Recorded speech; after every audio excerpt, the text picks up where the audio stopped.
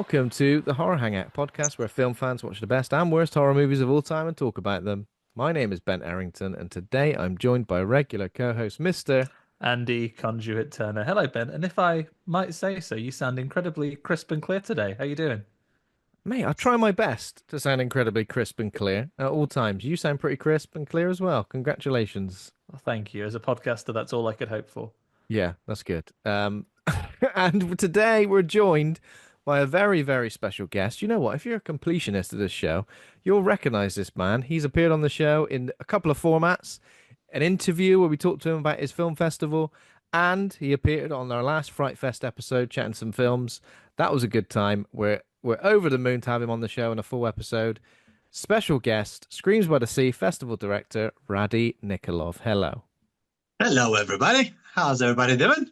Here he is. Very Here well, he thank is. you. How are you doing, man? You good? Absolutely. Very good. Very good. Very pleased that I'm here now on a full episode finally. That's very exciting. No. Yeah, a full film to hang out and chat about. And thank you very much, Radi, for taking time out of your incredibly busy schedule, especially this time of year. If you were Santa Claus, this would be sort of late November for you, right? You're getting close to your big event for the year. We're packing all of the boxes, putting them in a sack, All of the Checking your boxes. checking the list. Everybody's naughty. What? Everybody? Oh, yeah. I suppose so. We Lovely. reward the naughty kids. Yes. Lovely horror movie shaped treats. So yeah, look, last time you were on the show, obviously we were on Fright Fest, but Screams by the Sea 2024. Can't believe that was a whole year ago, or nearly a year ago. 2025 is just around the corner. How is everything shaping up for that event?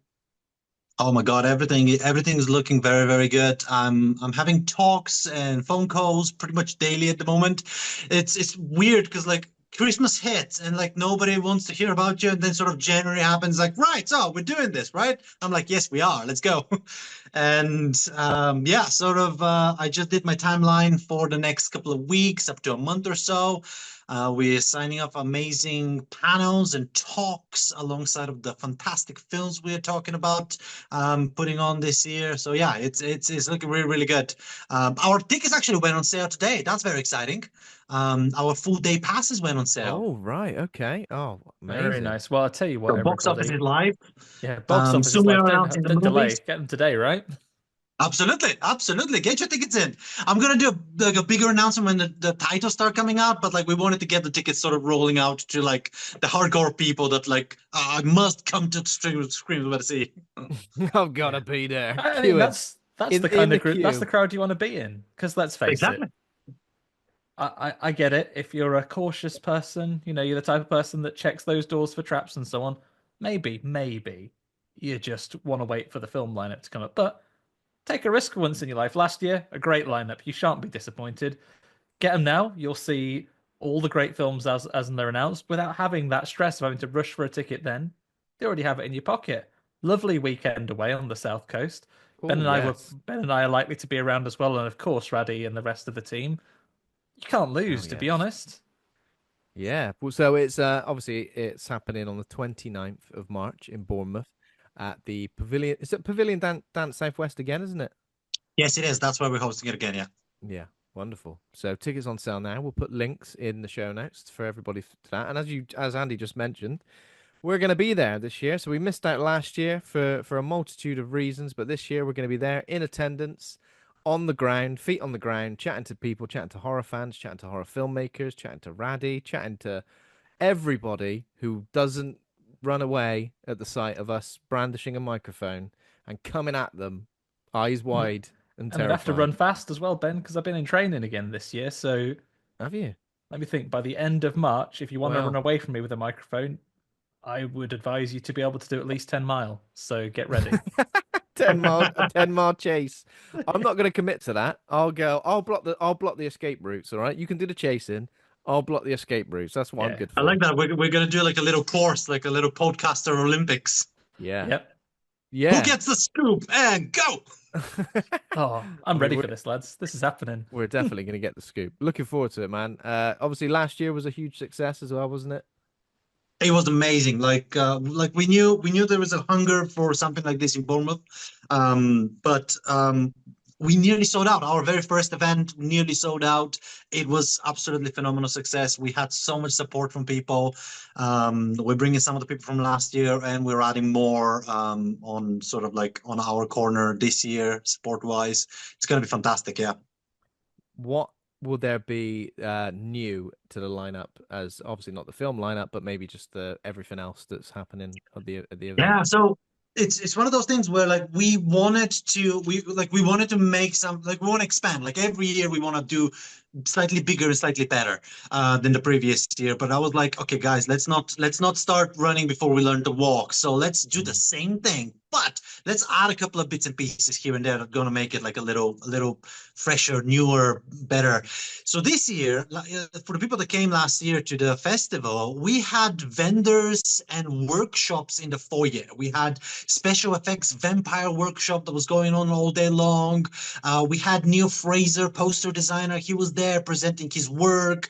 We had local film offices in attendance, sort of like exchanging business cards and making sure people get connected with one another. Now, this year, instead of sort of cramming everybody in the foyer, we're going to actually open a whole industry hub where everybody can hang out throughout the day. We're going to have new vendors, as long as some old familiar faces. Neil Fraser is coming down again. We have a few other places, a few local artists. A comic book artist that does sort of like very exciting and graphic novels and comic books. He's going to be there, sort of like showing their art and perhaps maybe bringing some new comic books with them. We're talking with a local witch society to come and bring some tarot decks, which is going to be very, Oh, very wow. exciting. Um, This is so and cool. and Amazing, there man. is another small little element that we want to do. Like hot swap tables, we're calling it. I need to figure out a better name because that's a terrible name. But basically, we want to have three industry professionals: executive producer, a marketeer, or perhaps maybe like a VFX manager. And people can book 10-minute slots with these people. And it's almost like a speed dating, but you can come in with like a pre-existing question. And for 10 minutes, you can guys chat about, like, say, what are the hurdles of raising finance online? Or what are the biggest challenges of managing low budget VFX pipelines and stuff like that? Like things that indie filmmakers might be struggling to sort of like answer online and sort of get this professional insight. We want to provide that professional insight. So soon we're going to be opening that on our website, and we're going to have like, I think it's going to be a Google form where you can book your slots, and we're going to be announcing people probably in the next couple of weeks or so. Amazing, man. So great for filmmakers, great for industry, people who want an in on the industry, maybe don't know how certain things work or how to get started as well. It's definitely going to be a great one for film fans, but filmmakers as well. Sounds great. And I have to applaud the approach. So, like any good horror franchise, right? So you have a successful original, then you get a sequel where you take what made the original successful and you blow it up and you make it bigger and better. And then year four space. Yes, yes. Why did you Screen skip year Infinity three? projector in the moon. What's Yeah, that? well, What's going yeah, on in year three that you've skipped all, it all, completely? all 3D movies, obviously. Okay, there we go. I look forward to Screams by the what? Screams by the Saturn, Yeah, maybe. exactly. There are seas in space, the Sea of We Tranquility. can That's moon. workshop it. Yeah. Exactly. Looking forward to it. Screams by the lunar sea. Yeah. Oh, it's beautiful. But of Sounds course, you're in delightful. space, so no one will be able to hear them. See, Oh we've done it. yes, that's a Oh my great God, tagline yeah. for Screams by the lunar sea. This is great. It's all coming together here. This is, I mean, definitely happening. 2 years time. That's 2 years time, right? Yeah, Yeah. space. Yeah, looking forward to it. Very excited. We'll share as much as we can about Screams by the Sea, the lineup, any additional news as much as we can with our listeners in the weeks leading up to the event as well, and on our social media. So keep an eye out for that. And at the end of the show, we'll give you some links as to where to follow the festival as well. Amazing, super exciting.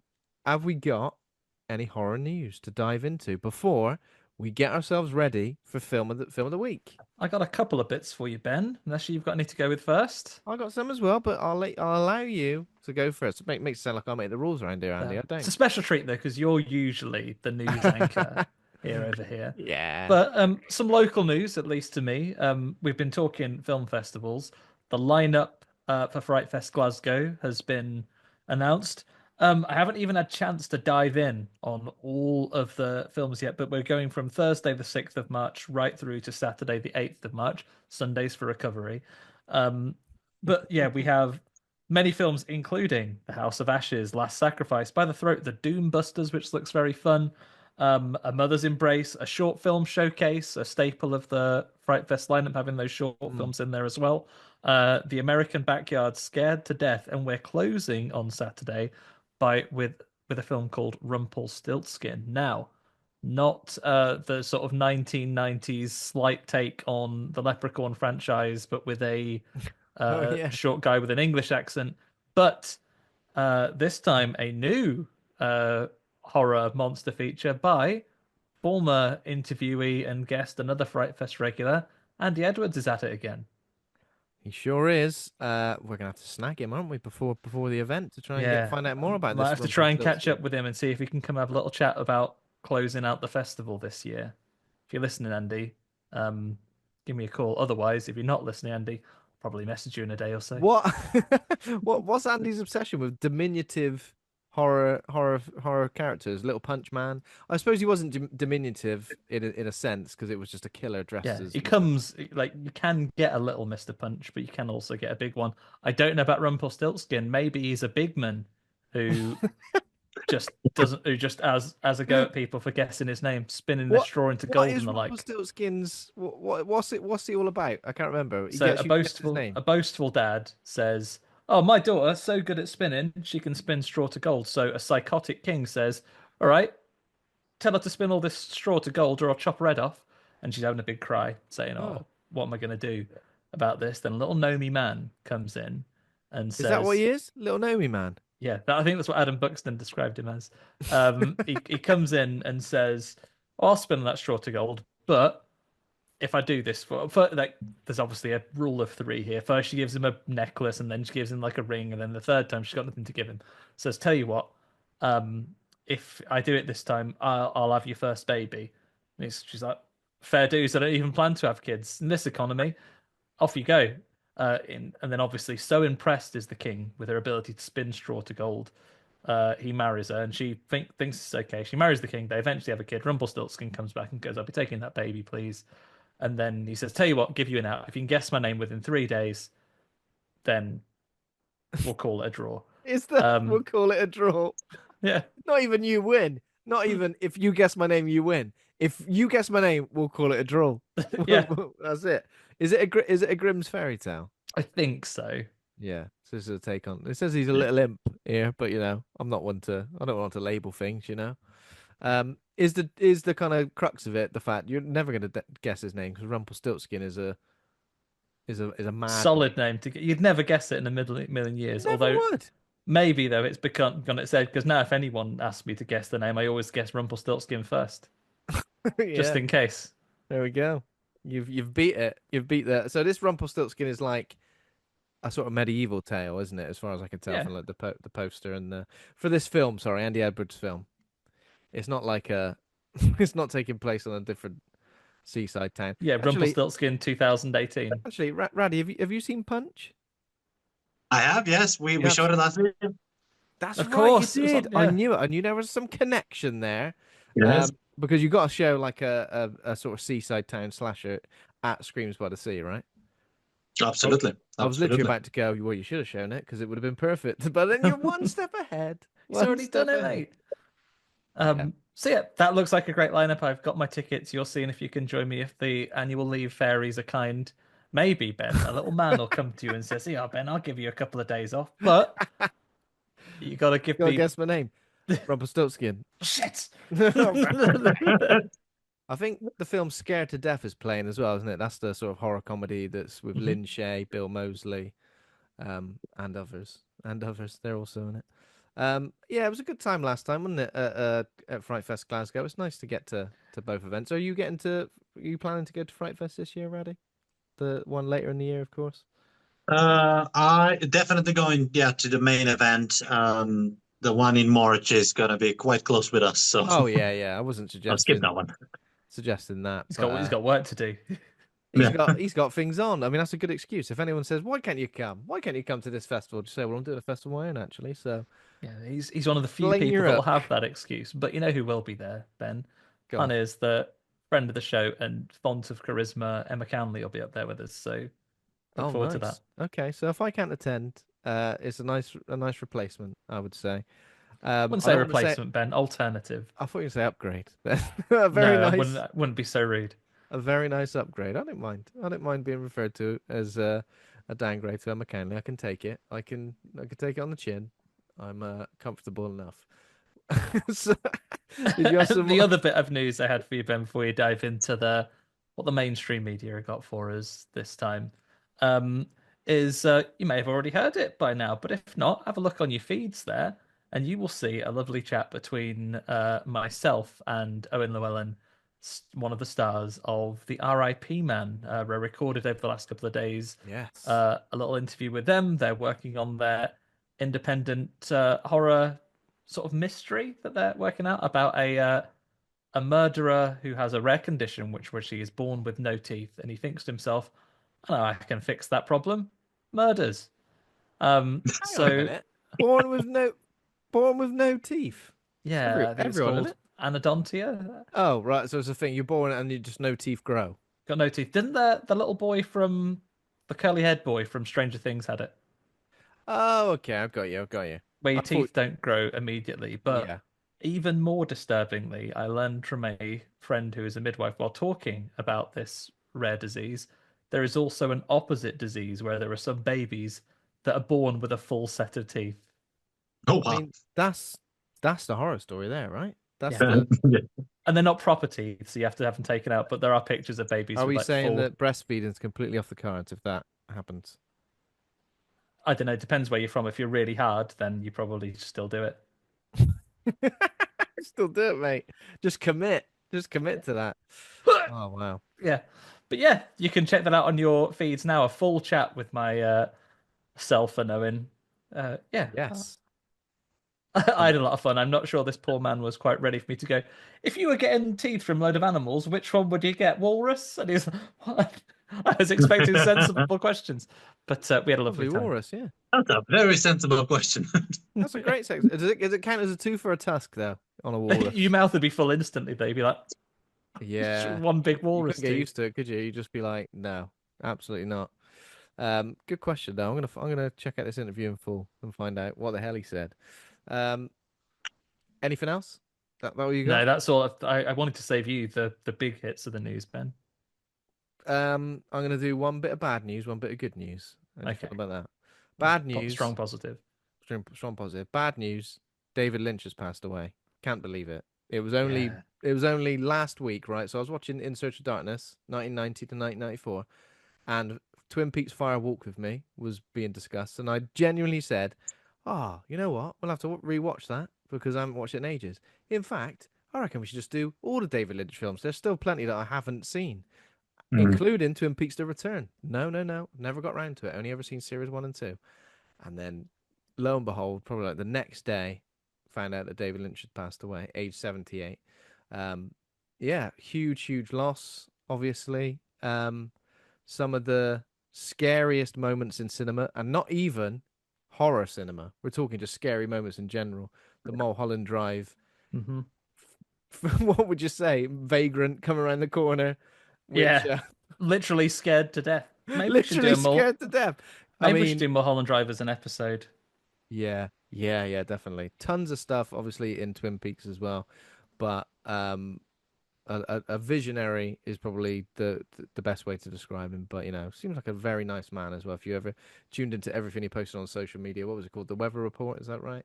Yes, the weather report. The Weather Report, yeah. So a huge loss. Rest in peace, David Lynch. I think as a tribute, we should definitely cover something at some point soon.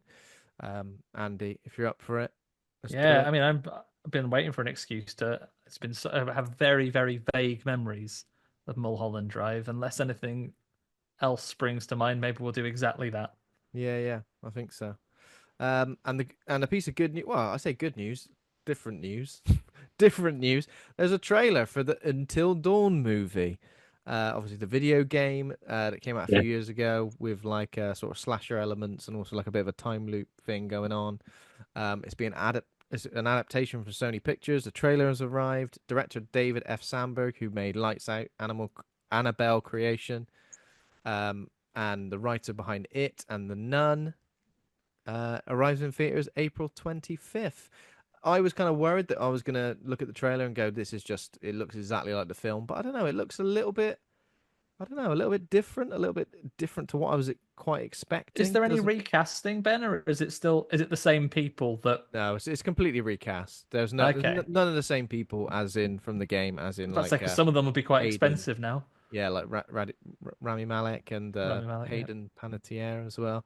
No, they're not in it. So there's quite a few unknowns, to be fair. People that I wasn't. They've starred in some things, but not like major roles. Yeah, looking forward to it. Did either of you play this game? Until Dawn? No? Yes? No? Ready? Not me. No, I haven't played the game actually, but I saw the trailer and I was like, oh, I need to check out the game. Yeah. Looks really interesting. The game is good. It recently got like a remake / remaster, even though it's probably the best example of a remake / remaster looking pretty much exactly the same as the original. It's like remaking a PS4 game for a PS5, which like is a bit of a, the leap isn't huge, but it is good. It's kind of frustrating if you're like someone who wants to beat the game and get everything correct, and that's what I struggled with. And complete it 100%. I've done the first chapter of it, but I'm like, okay, yeah, I'm sitting down again. Right, am I going to make a mistake? And it's got wires to it. It's got what, like those narrative games. They used to be a bit gentler before, and if you really fucked me, you'd be like, ha. I'll just quit back to the menu and do that bit again. But now it's like I will auto save immediately. If somebody dies, they're gone. They're dead, and that's when you fail. Because obviously there are things like trophies to like, oh, you saved everyone, well done. And I'm like, I just don't think I could. I don't think I could save anyone. I think I did okay last time, saved a couple of people, but it's not my favorite thing in the world. So I almost feel like a movie version could be quite enjoyable. I recently watched my wife play The Quarry as well, which is a very similar sort of thing. Mm-hmm. Similar in a way where I'm like, is this just the same? It's like there was a couple of like elements of it where I'm like, it feels exactly the same. I got further on The Quarry, and I was doing so well, but then fell off it because I made a choice where I thought I was doing the thing that would save everybody, but out of context spoilers, everybody, for a game that's a couple of years old. One of your mates starts turning into a werewolf, and I was holding a gun on him, and I shot near him with the idea of like scaring him away with the bullet, but not shooting my friend dead. But no, I was supposed to shoot him and he'd be fine. But he goes, "Ha, you're a coward," and then he just ate me and killed me. And I was like, oh, I don't want to go back and start this again. And with the best will in the world, I'm not going to play this game through multiple times. Yeah, that is the mad thing. Like the fact that you can play it through multiple times to get multiple endings. I'm like, come on. Literally, I've not got the. It's not even a case of having the attention span for it anymore. It's like, as we've discussed on this show, content is infinite. Once you've finished one thing, that's it. It goes on the done pile. I ain't coming back again. I should just get over that and just be like, right, that's it. Let me see how it finishes for me. But then I'll know. You are talking to the man who has a load of brilliant games that are unstarted, but it's thought, shall I start the Final Fantasy games from number 1? Despite the fact I finished number 1 3 times. But I'll start at 1 again. I do that. I do that. Sometimes a game I've beaten, I go, well, I beat it, but I don't remember it very well. I'll just start again. Yeah, so that's coming out in April. Looking forward to that. Let's see what happens. Okay, so what we've been watching, anything that we've watched in the last 7 days or so, not including the main film, of course, that you'd like to talk about or potentially recommend. Radi, have you had time to watch any other films, or have you been all hands on deck? You have. Okay, good. I have. Long story short, I stopped using TikTok, but I went on YouTube, and YouTube is spitting a lot of movie scenes at me for some reason. I mean, quite obviously, probably, but I started watching a lot of scenes from Chernobyl, and I was like, "Oh my God, I need to get my hands on this film." And I went out and I went to every single show. I was adamant I'm going to get a DVD. So I walked around and I managed to find a DVD of Chernobyl, of the series. And finally, like Saturday, Ruby was away, and I was like, "Okay, I'm going to sit down. Cats are fed. I'm gonna make popcorn. I'm just watching Chernobyl. There's a pizza in the freezer. That's what we're having." And I just had a whole day binging Chernobyl, which is absolutely fantastic series. If whoever's not seen it, they must. They should. It is phenomenal. I've not seen it. I'm I've not aware seen of the Chernobyl. story, but Have I you not? haven't No. seen the series. I've seen the documentary. I've heard Mhm. like podcasts that talk about the history of the event, but I've never seen the dramatized series. I hear it's phenomenal. I've It seen is. It's really. God. Chernobyl Diaries, that 2012 found footage film, which is probably not on the same level, but still. Is it just That- a single series, like a mini series, or It's a like mini series. It's 7 episodes. No, 6 episodes. I think 6 or 7 episodes. I think about an yeah. hour each. And it's just phenomenal. It is one of those human dramas that when you start diving deeper into the human experience, you find horror of existence and how fragile we are in our like decisions. Mm. And it's just so fantastically well written. The characters, the situations, everything that happens to them, it's absolutely phenomenal. And there's another layer. Like I'm originally from Bulgaria, like I relate to a lot of the background political nuances to a very strange level because it never really lived during the socialist sort of like regime type of situation. But I know about everything and kind of sort of like the echoes of that were in my childhood. So I grew up with a lot of the ideas from that period. And I'm watching it now and I'm like, oh my God, they had no choice. yeah, Wow, man. insane. Some Heavy. of the pressures that those individuals put under, like, hey, go and do this thing that will almost certainly kill you in Mm. an incredibly dangerous environment. And you like you say, there is no choice. You just have to go and do it. Mm. Wow, man.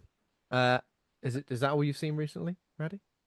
Apart That's from what I have seen recently. And I'm working my way through the new Goosebumps release with Oh, yes. is it out now? The new series? yes, it's on Disney Plus. It's Mm. with David Schumer, I think. Yeah, yeah. Mm. Is that his name? The David Schumer. famous Yeah, name, yeah, David yeah, Schwimmer. Yeah. yeah. Schwimmer. Yeah, Mm. yeah. I've seen It's I've nice. I'm seen enjoying it. I've seen a tiny little trailer for that, probably about 15 seconds, and it Hmm. did make me go, ah. Is it is it I've seen the trailer which is for the Don't Go in the Basement story. I know they adapted several stories last series. Did you watch the Well, previous series, Radi? yes, yes. No. The from the reboots and stuff. Yeah, so the Justin Long one from was it No, last I didn't Halloween see or the one that one. No, before? It's not bad. But you're a fan of the originals, I'm I'm assuming. a massive fan of the originals. Yeah, Mm. like the Mask, 3 episodes there, like still frightens me. Yeah. Oh, Like it's the scary though. It Halloween is mask scary. situation. Yeah. I hate the haunted mask episodes are scary. I hate the way the mask like sweats. That's Yeah. like the worst thing. That always scared me. It's becoming part of my bloody face. Ah! Yes. I used to have the haunted mask. It was like a door knocker that was on my like childhood bedroom door, and it like screamed. The first thing it did was scream, and then it said like "Reader beware, you're in for a scare" in a horrible voice. But my sister, 6 years younger than me, used to just press it at all times. So like I don't know, I'd be asleep or like whatever. She'd just like press this thing, and it was just a horrible blood curdling scream, like wake me up in the middle of the night. And And she then you're woken up by a threat that you're about to read in the middle of the night. yeah, yeah, exactly. Does anyone else remember? This might just be me as well. There was like a Goosebumps scratch and sniff calendar. Does anyone remember that? I think, like, I obviously, think when I think you Goosebumps were was particularly, popular, Ben, grew up in an era where scratch and sniff was the height of it was technology, horrible. and obviously, and like it was very gendered as well. It's like, hey, scratch and sniff stuff for girls. It's like this smells Yeah. like strawberries, Oh yeah, horrific. or something else that's lovely, things that you would like to smell. Whereas boys, it's like this is bums and shit. And like Well, there was one that was like, and it's relevant to today's episode, but there was one which was supposed to be like werewolf breath, I think. wet dog. Yeah, it might have been wet dog, or it might have been werewolf breath or something like that. And they all kind of smelled the same. They all just smelled like horrible, but like equally horrible. It wasn't like anything was different. What was wrong with us, eh? What was I'm just trying to think that there's some during the late 80s, early 90s, there were a number of scientists who are probably sitting there with chemical like degrees, probably qualified to be like researching the cure for cancer, and then they're in like Nickelodeon labs making things that stink for Yeah. kids to Yes. scratch. Oh We need the God. channel to do more of this. Yeah. I found it. I've googled it. Goosebumps. If you're listening now and you have any interest in this, Google Goosebumps Scratch and Sniff calendar, because my God, the memories have come back. Includes dog breath, rotten eggs, sweaty socks, and more. Do you know what I mean? Like, who wants this? No one wants this. It was 1998. The calendar I had as well.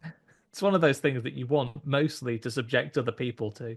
You know, if you Yeah. ever find like truly sour sweets, and like you maybe have one or two yourself to see how sour they are, but then the rest of that bag is you offering them to other people. Yeah. Oh, there was one that I think was a vampire breath, and it smelled like garlic, and I always used to forget. I always used to go, But the why would opposite, they'd hate garlic. why would vampires have garlic breath? It doesn't make any sense. Where were you in the R&D lab? That's all. Smell Exactly. like blood. Yeah. Come on. Uh, Andy, have you seen anything this week you wanted to I mention? have seen a couple of things. One thing that I will save for last because I believe we both watched it and should talk about it. But I Yes. saw 2024's Werewolves, which you saw a few weeks ago, right? Yeah. Kind of we'll touch on this one only very briefly. A bit like what if The Purge but werewolves? Yeah. What if the Purge but werewolves, but just in this one house and on this one street? Yeah. Yeah. Fair enough. Yeah. I saw 2024's also F Marry Kill. The F stands for fuck. Yeah, which is Excuse about me? online dating and some murders. It's a fun sort of slasher mystery, sort of a horror comedy. Yeah, perfectly acceptable. The one I really Nice. want to dive in on here is, and I missed this at Fright Fest Glasgow a couple of years ago, I think, before we were there in person. I saw 2022's Here for Blood. Have either of you seen this, Radi? Maybe in your travels? No, I haven't seen it, man. Here for Blood, Right, let me 2022. read No, I you a don't think little I have, no. synopsis, if I may. So, Go for it. directed by Oh, Daniel yeah, I Torres, recognize a that rowdy poster. pro wrestler struggling to make ends meet agrees to fill in a last-minute replacement for his girlfriend's well-paying babysitting job. Upon arriving at the secluded family home, he meets the precocious 10-year-old Grace. What starts off as a quiet night of pizza and video games quickly spirals into a bloody, violent chaos as Tom and Grace find themselves fighting for their lives when an otherworldly cult of masked intruders descend upon the home. A bloody Brilliant. cult. I love this. This is great. Brilliant. I recognize that poster.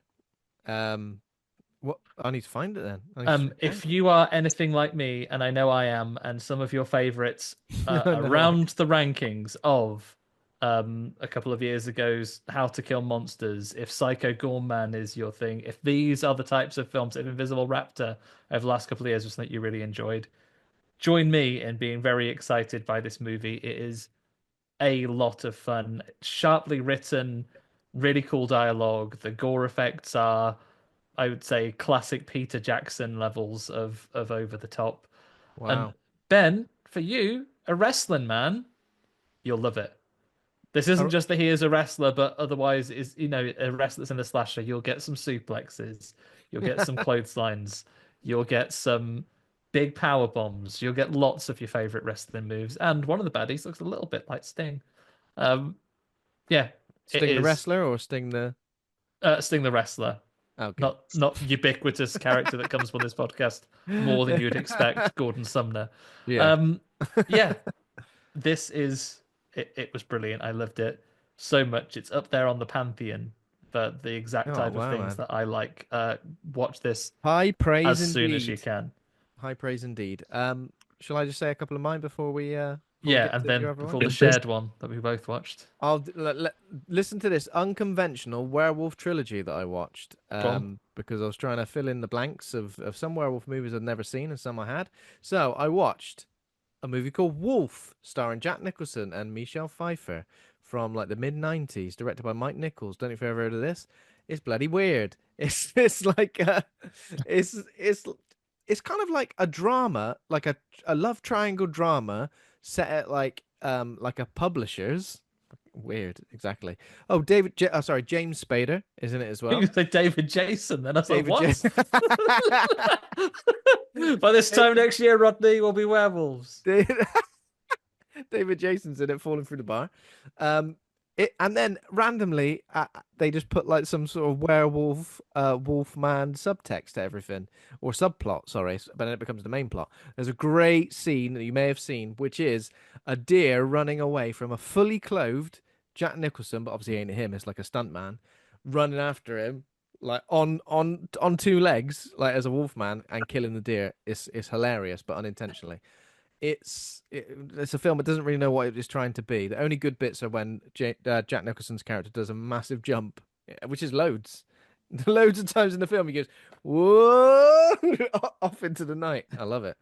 Then I watched. So I'd never seen the Wolfman film from 2010, the one directed by Joe Johnston with Benicio del Toro, Anthony Hopkins, Emily Blunt, Hugo Weaving. Obviously, just like a retelling of the classic Universal Wolfman story. Have either of you seen this one? It didn't get very good reviews when it came out. Many years ago. I think when it You first did? came out on home video release, I saw it then, but couldn't tell you much about it. Big budget monster movie. It's just pretty boring, you know. And despite all the acting on the show, like like no one or nothing really stands out. The effects are a little bit clunky as well, which is unfortunate. But nowhere near as clunky as the effects in An American Werewolf in Paris, which Oh I God, also yes. watched, and I genuinely think I saw this one before American Werewolf in London Oh God. because it was on like some I cable, did. cable I channel. You saw did as American well? Werewolf in Paris at the cinema. You did? Oh my Yeah. God. What year was this? I'll tell you exactly. 90, you know or you don't know? Now, if you know the year, I'll. 1997. There you go. There you go. So weird. This is like a proper sleazy teen comedy for like at least 45 minutes. They meet a woman like who's going to throw herself off the top of the Eiffel Tower, and these American guys try to like get to know her, but like they're obviously one of them's trying to sleep with her, so they're constantly like saying, you know, giving the guy a condom, writing Yeah. notes like you're gonna bone her. And this is why I saw this one first at cinemas, Ben, because done a quick bit of mental maths here, and this is why it will have hit perfectly. In 1997, I would have been 14 years old. Oh yeah, perfect for So 14 years old. I've completely misremembered this film though, because it's like I've in my head I was thinking it was the Dracula movie with Gerard Butler, Dracula 2000. As dark as that, because this film is really like light-hearted, a really strange one. Like the soundtrack is all like pop punk and ska and sort of like late 90s stuff like that. And then there's also like a werewolf story, and yeah, the effects are very very PS2 sort of level graphics. nightmare creatures. Nightmare nightmare creatures going on. Do you know what? It's not a good film by any stretch, but it's still kind of watchable, if that makes any sense at all. I couldn't tell you anything about it. I just seem to remember, like, being 14. When you're 14, you think, oh, wouldn't it be nice if, there was a girl I could talk to and she'd take me off to Paris? Wouldn't matter if she was a werewolf, we'd probably get by. It wouldn't matter if she was a werewolf. No, exactly. But the mad thing is it stars, is it Julie Delpy, who is like from Before Sunrise, Before Sunset, those films with Ethan Hawke? Mm. Like a really well respected like French actress with like some really serious films to her name. And then she's in An American Werewolf in Paris. It's weird. I guess you just gotta get that paycheck sometimes, don't you? Yeah, that was it. Apart from, of course, the film that we were going to mention, Andy, we both finally managed to check out Janine Pipe's Footsteps. Footsteps. Um, Yes. which I guess, without spoiling things too much, has got like some similarities, uh, to the film we're going to discuss today. And of course, she's Queen of the Werewolves with her love for dog soldiers and the fact that she wrote Sausages, the book, and Neil Marshall's involved with Footsteps as well. So yeah, we finally got to check it out, and it stars Annabelle Rich as well, who you interviewed fairly recently. Yeah. Yeah, I mean, what can we say about spoil? I don't want It's to a spoil short film, anything. so not very much. But Yeah. I think for me, when I watch a short movie, what I look for is a story and a twist and things like that are going to hit me like a punchline of a joke would. You have to be that Mm. efficient with what you're doing. And I think you also have to, it's a very different skill set from a feature where you're looking at putting together something that shows me that would I be interested in seeing this as a bigger film? Has it got enough extended lore? And I think it achieves all those things really well. And again, very transparently, we like Janine a lot. She's been on the show. She's our friend. Not just saying this because it's a person I like. If this was my worst enemy, I would still say this person I don't like's done a really good job on this. I think they put it together really nicely, but particularly for an indie budget that they're working on. And when they do have some, when we see the When we s- something that's in when the we- woods, yeah, really nicely done practical effects, especially for an independently yeah, budgeted definitely. movie. And I think you can. It's good enough that you can see like what Janine would be able to do with a bigger budget as well, So it was never in doubt. I did say that when we were when we were chatting about this. I said it was never in doubt it was going to be good, and we were going to enjoy it because I think the DNA of this film comes from a place of love, like in terms of the films that she really enjoys, and we enjoy those films as well. We love chatting to Janine on this show. We understand how much she loves and is passionate about film. Um, and across genres as well. It's not just horror with her. She's involved in other genres as well. So, Doing as a lot of work in always, action and things like this as well. She has a big love for like police procedural yeah, as well. yeah. As always, super excited to see what she does next, and very impressed with this short as well. Awesome Yeah. stuff. Keep an eye on the news. We'll share when you can when it's more widely available. Yep, we will do that. We will. And that Other is than it. that, we've all got together to watch a little bit of New Wolfman. It's a real world of gods and monsters this year, isn't it? We're getting like basically all of our Universal monsters chipping about this year. We've had a Dracula already, legally distinct from Dracula, I know. We've got a Wolfman right now. We got a Frankenstein before the year is out, and his I think we wife. got two Frankensteins. Yeah, we got the Bride. We've got Guillermo del Toro's Frankenstein, and The Lee Bride! Cronin making the Exclamation Mummy. mark. What do you say? The Bride! Exclamation mark is this The year. Bride exclamation mark. Yeah, and then Lee Cronin's making a Mummy, right? Yeah, It's all Yes. happening, isn't it? It's all happening. So this film is a weird one because this one's been in the pipeline for ages, but wasn't it like it was pitched by Ryan Gosling originally? Mhm. Derek Cianfrance, or I'm not sure how you say that guy's name, but he's the director of Blue Valentine, Place Beyond the Pines.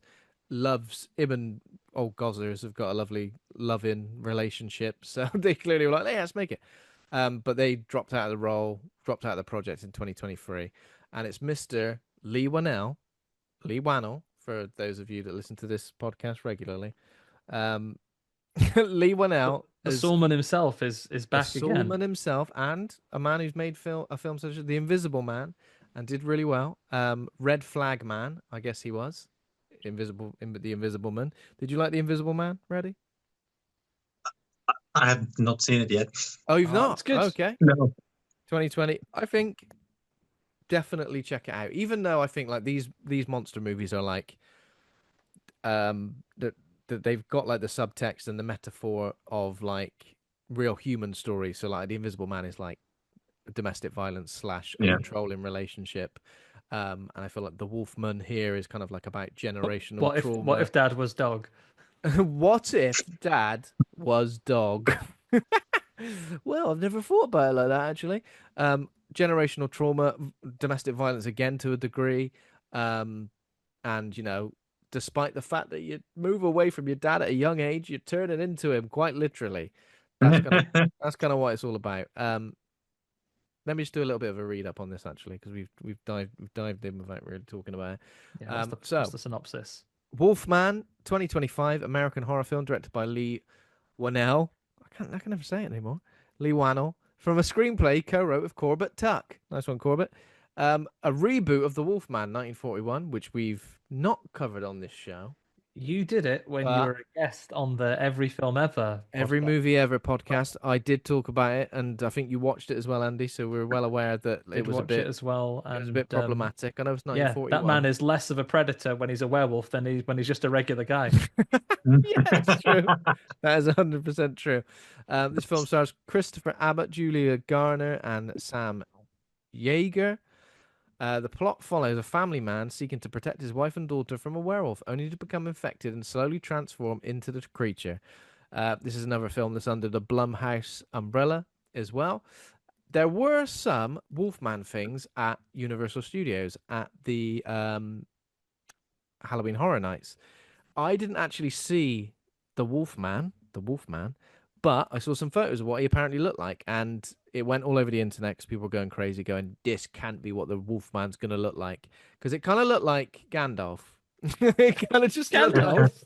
it kind of just looked like a hairier Gandalf, if that's possible. He had long grey hair, long grey beard, and like all torn up clothes and stuff. And I think like they obviously didn't want to reveal what the werewolf was going to look like in the movie because it was still a few months out from being released. So they kind of just had generic weird Wolfman turn Proper up. like Willy Wonka's Wonderland vibes. Yeah, yeah, and he was kind of he was kind of like trying to get at you. As I said, I didn't see him, which is unfortunate. But yeah, the look of this werewolf, I guess, completely different to anything. I mean, we've seen stuff like this on screen before, but not called a werewolf because a lot of people have been saying it's similar to, and of course, we are going to be spoiling this movie from start to finish. So if you don't want to find out about this, please skip forwards or don't listen at all. Just come back after you've seen it. He's kind of like, he's not that hairy, really, is he? He's kind of like a lot of people say he's like the creatures in the Descent, kind Yeah. of like these kind of fanged, like otherworldly creatures. Other people said it's kind of like the Fly transformation as well. And I can kind of see that. And I don't know, I kind of appreciate the fact that they didn't just go cliched Wolfman, because I feel like as well to get a werewolf transformation right, you kind of either have to go practical or I think you're very, very limited, aren't you? Where with this, what I liked about this was the transformation was so subtle but constant, wasn't it? It was constant. Like probably over the course of about like 30 to 40 minutes, he went from being just like a bit slimy and sweaty and chewing on his own arm to looking at the way he does, and we don't You know, really I have really to see. enjoyed that. I really enjoyed the way they layered that transformation in the background. Like there was no drawing attention to any of it. It's like at some point you're like, he doesn't look the way it looked a second ago. That's disconcerting. I also felt like if he was off screen for more than like, I don't know, 30 seconds, at one point he was having a dust up with his dad. I couldn't wait to see what he looked like when he came back because I knew that he wouldn't look the same. He looked slightly different. And the fact you kind of had him in this low light and sometimes he'd like emerge from the shadows, this transformation was really effective at like being put in the point of view of like his daughter who would still see him. That's still my dad, but something ain't quite right. He's got a slightly different shaped head than He's he got a did slightly minute ago. different shaped head. The jaw goes the other way somehow. Yeah. I really liked, I think for the most part, it was fairly well done practically. There was one or two shots, I think when they first made like a little bit of an effort to change him while he was looking at the screen. There's a scene where they're in the basement and there was a few moments where in my head I sort of, hang on, this is a bit Blade 2. But then for the most part, I think it's really, really well done. Yeah, it's different, isn't it? It's definitely different, and maybe not quite what I was expecting because it's quite it takes place over a very short time period as well. It's essentially one night, isn't it? Yeah. Whereas I thought perhaps after watching the trailer, it could have been they've gone to stay somewhere. This takes place over the course of, you know, a Shining situation where a family go off somewhere remote and end they're up stuck. You're stuck, but you're also like there's like cabin fever as well, and then maybe this disease was a representation of that in a similar way to The Shining. But yeah, it only takes place over one night. So It's one night, really, isn't it? Like, and I guess this is something to explore now as well. Is I think might as well go for it early. This sort of does away with any really overtly supernatural. It's not a full moon thing. It's not like a curse necessarily.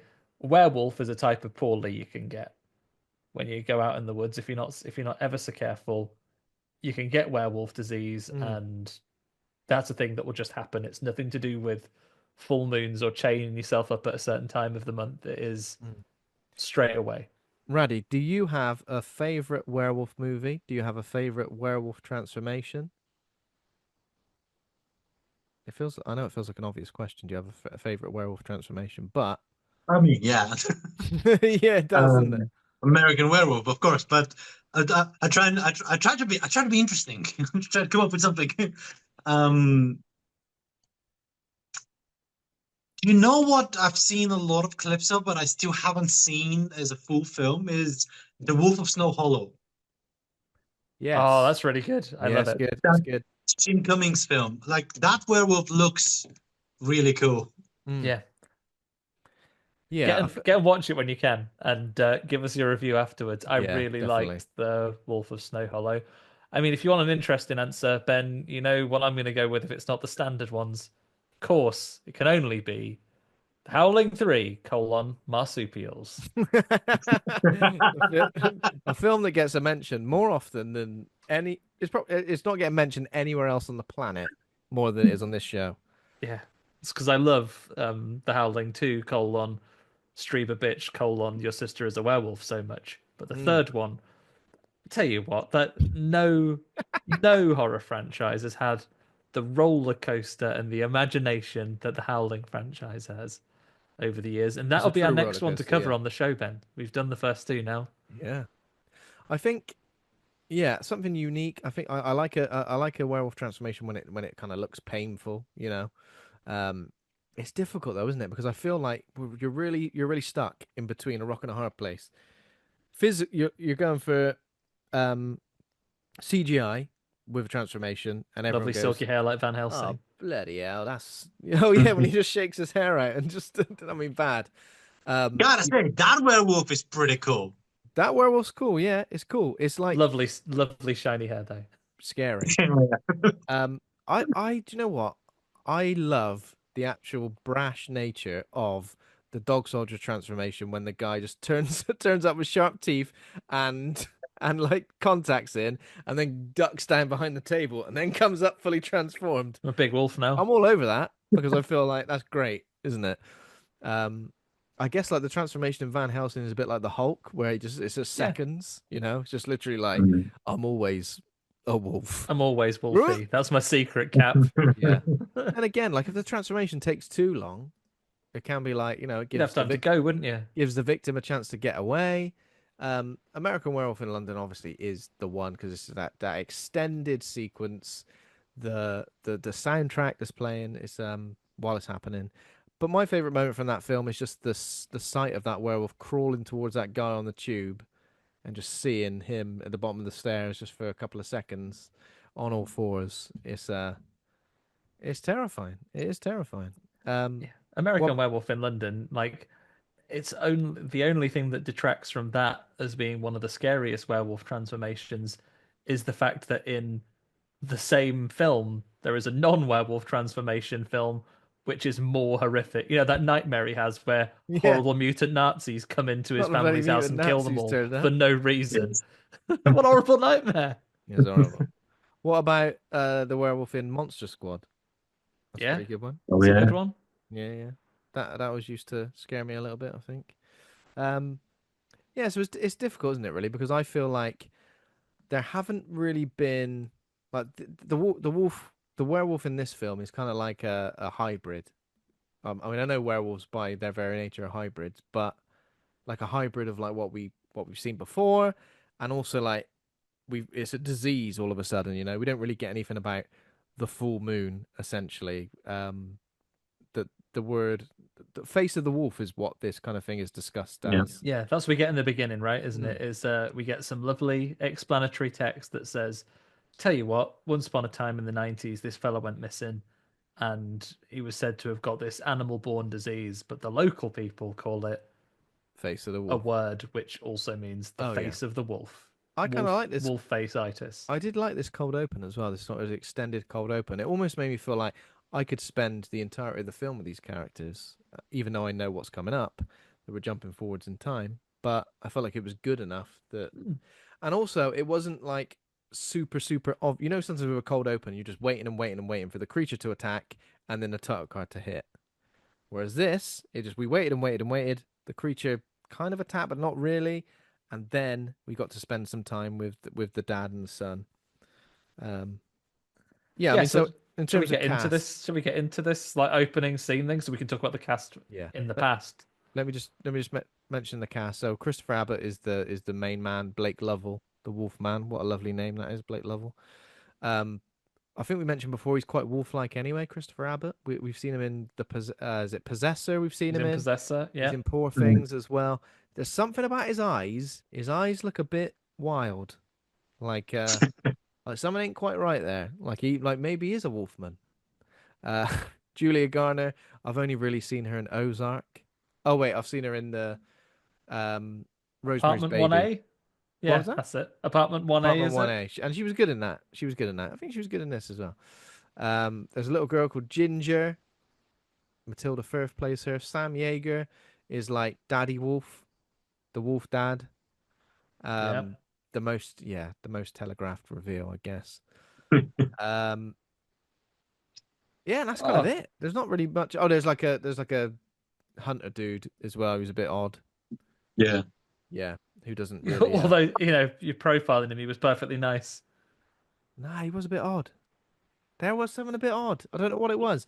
You know when someone's like 10% weird. Do you know what I mean? Like he was perfectly nice and he was perfectly fine, but there was something a little bit off. That's why when he just kind of got killed off, I was like, okay, One of our nothing's too favourite major there. characters makes a reprisal as well, Ben. A gentleman by the name of Milo Cawthorn plays the character Man in this. No, again, really? I love a random person who's just Man. Where's it? When does this man appear? I don't know. I'd have to go back because obviously a cinema Is one. that the homeless guy in New York? Yes, it is. Yeah, it's got to be in it. Yeah, He's Man. I like it how they've just called him man and not homeless man. They've just gone. He's just a man. This guy. Come on, It's just a man. you're not He's just a defined. regular New Yorkan. Yeah. You're not defined by if you got a roof over your head or not. You're still a Yeah. man. Oh, and Leigh Whannell himself is in it as Dan voice. I imagine that's the guy that Dan and man. that Charlotte is on the phone to. That's Buddy Dan. Oh yeah, Oh Dan on yes, the phone. yes. Can you take that in the other room, please? Fuck off! It's Dan.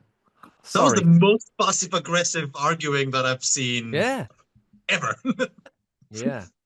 I like I mean, that. to be fair, she could have taken it in the room. It looks like that's something they've discussed before. Yeah, Also, yeah, it did. even she didn't want it to be part of that conversation. Yeah. No. Get it in the other room, ruining the It's like, vibe. Dan, why am I talking to you, Dan? It was like stay at home dad vibes, and they're having a lovely time, making a lovely bit of dinner, and she came in and ruined it with her corporate lingo. Yeah. Disgraceful. Sorry, Circle is back that- tomorrow, Dan. Circle back tomorrow. Yeah. Sorry, is that a mobile phone? Yeah. Do you want to keep it mobile? Jog on. Do you want to keep it mobile? Get out of it. Okay, so we start in 1995. A hiker is vanishing in the remote mountains of Oregon. Speculation about a virus linked to the region's wildlife. This is kind of just like a title crawl, isn't it, at the start? That kind of says this. Over I the don't always beautiful appreciate scenery. this with films, but I guess means to an end. And then the hunting trip is Blake Lovell, our main character in 1995, and his stern father Grady. Blake Lovell seems like a nice kid. He's got a lovely little haircut that he will keep for Yeah. 30 years. Well, Kinda you've like settled on a haircut early. It must be wavy really good. curtains. If I settled, I don't know. Did you settle on a haircut early, Andy? What have you? No, but back in the days when I was off seeing Curtains. American Werewolf in Paris, curtains, yeah. You had curtains. What about Radi? What were you rocking in your teenage years? I was long Long. hair down to shoulders, yeah. Long hair Oh, down to you your see. shoulders, yeah. Believe it or not, I had a long hair phase. It was it was a good time. A lot of people would tap me on the shoulder and go, "Excuse me, love." This is true. When I used to work in B&Q, people would tap me on the shoulder and say, "Excuse me, love," and I'd turn around and they'd go, "Whoa, I thought you were a woman," and I'd go, "Yep. How can I help?"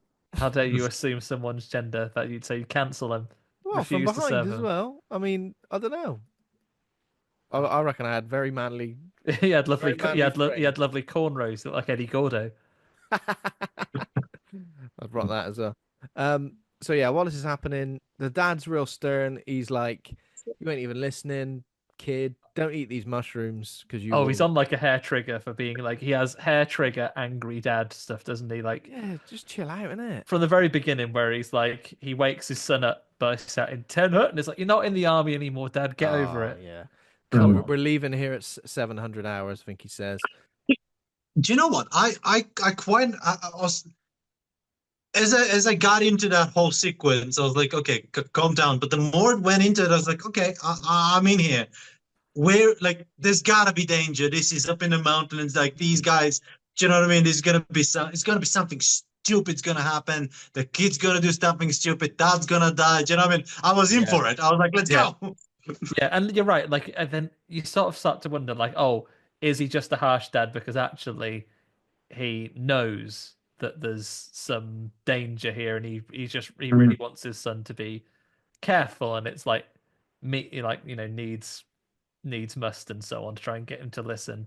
But then, as Yeah. we discussed before we recorded, one of those times. Usually read these things quite well, but remember this note, everyone who is listening to this in substitute for seeing the film. There's a quite a lengthy discussion where he goes, right, see these mushrooms here, and the camera zooms in on the mushrooms.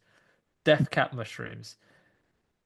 Don't be eating these unless for some reason you need to die really quickly. Those are the only circumstances in which you will eat these mushrooms. These mushrooms, and he even checks. He He checks say his like son's someone if you comprehension. He need, goes, unless you "You got a new listening to me? liver.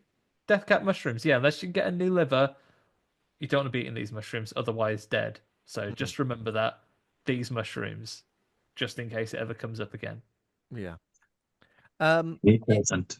I think Never does. and it The never one does. time that knowledge has betrayed me. I feel like the way this scene is framed, though, like, yeah, we are expecting like a big event or maybe like a big tragedy or something like that, and it's kind of like it's equally interesting, but also like kind of I don't know how I quite feel about that not really happening. This it feels like this scene kind of just plays out, and then you know, I feel like if we would have seen the dad like go missing or be like swept off or something, it would have had a much different effect. But I suppose we had to frame it so the main characters come in to claim the Yeah, estate from this his sort of dad. has to be late. This can't happen for a few more years yet. We have to encounter them as a child, Mm. and then basically they're out hunting a deer.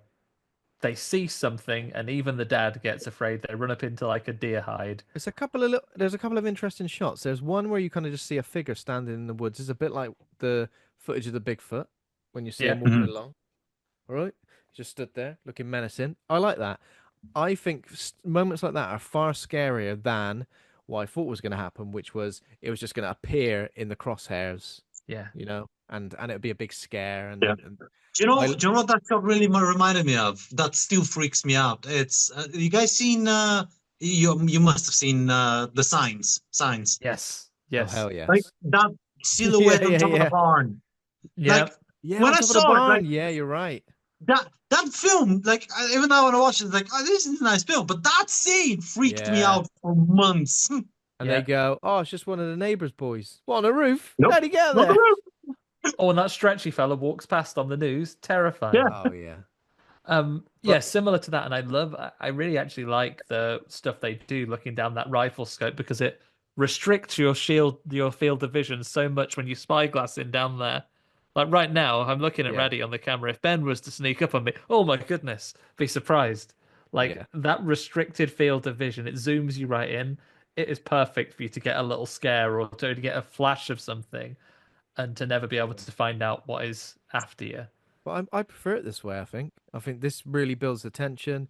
This kind of weird time of day where, you know, it's not quite daylight yet. It's kind of like the sun's coming up, so you're in this weird. I don't know. I liked it. I feel like it set the scene really nicely. You know, they could have easily just gone, let's do it at night. Let's do it in the dark because we could create so much more tension with just like the shadows and stuff. But no, this felt genuinely unnerving. Yeah. And so they get scared. They both have to like basically go from a brisk walk to a sprint up to this deer blind, and they hide up in the little treehouse with the door closed. And then we get that tension of this like the thumping, and then the you see the breath coming over the top there. And the Mm. dad is there poised with the gun, and the son is there like huddled in a corner. And then we think they're going to be jumped from behind, because then you see the breath sort of dissipate and go away, Mm. and then we see it as the audience, but they don't. The breath is now behind them, over the top, and I thought maybe the dad was going to be slept off right here. Yeah, I thought that as well. Yeah, definitely. But nothing happens, and we get some really sort of incidental evidence, right? So the a deer is killed, the creature chased after a deer, and then as they stand back up, you see on the back end of the hide a scratch mark down the side where the creature had clearly been, Mm. but they never seem to notice it. So there's another Wolfman knocking about. How many Wolfmen are there? Because this film should really be called Wolfmen. Yeah. Because there's, yeah, because obviously there's this one, which we're assuming gets his dad eventually. Gets his dad at some point, and then we can only assume dies in the intervening years of natural causes. Probably eats them bloody mushrooms. Or, or is there like a, if another Wolfman arrives, immediately have to fight to the death, pretty much. Maybe that's it. It Even can if only you're, be one. Yeah, there the can only be Highlander one. rules, Even, classic. The even if you're Kurgan bloody related. moves in downtown. Oh, bloody Wolfman. The Wolfman. Um, yeah, and then go forward a little bit, and then the dad is. They go home. The dad's on a radio to someone talking about that he saw this creature. Um, the son like appears behind him, listening in, and that's kind of it, isn't it? And he says, I'll go. I'm gonna go and see if I can Yeah, kill so clearly the dad knows that there's a creature, and he's known about it for a while because he's on the radio to someone saying, "All right, it's probably Dan again. This is where he gets his thing about being on phone calls when he's in the room." He's like, "Yeah, right, Dan. So, I've seen that monster again." The guy's just bloody leave it, will you? And he goes, "No, but we don't. You want to seen the bloody keep our monster. sons safe?" And then, Just uh, move somewhere else, innit? For God's sake. yeah, yeah, or just accept that you stop in at night time. Yeah, yeah, exactly. But yeah, Blake hears him and then just runs up upstairs, and then I guess they don't talk about it for another 5 or 6 years until he can move out to New York City. Yeah, because it seems like that's what he does. I think he explains. He says, as soon as I had the chance, as soon as I was old enough, I moved out. So yeah, 30 years later, it's San Francisco apparently. I mean, that's unbelievable because no way is 1993 30 years ago. Come on. 1995 is 30 years ago. 1993 is 32 years ago.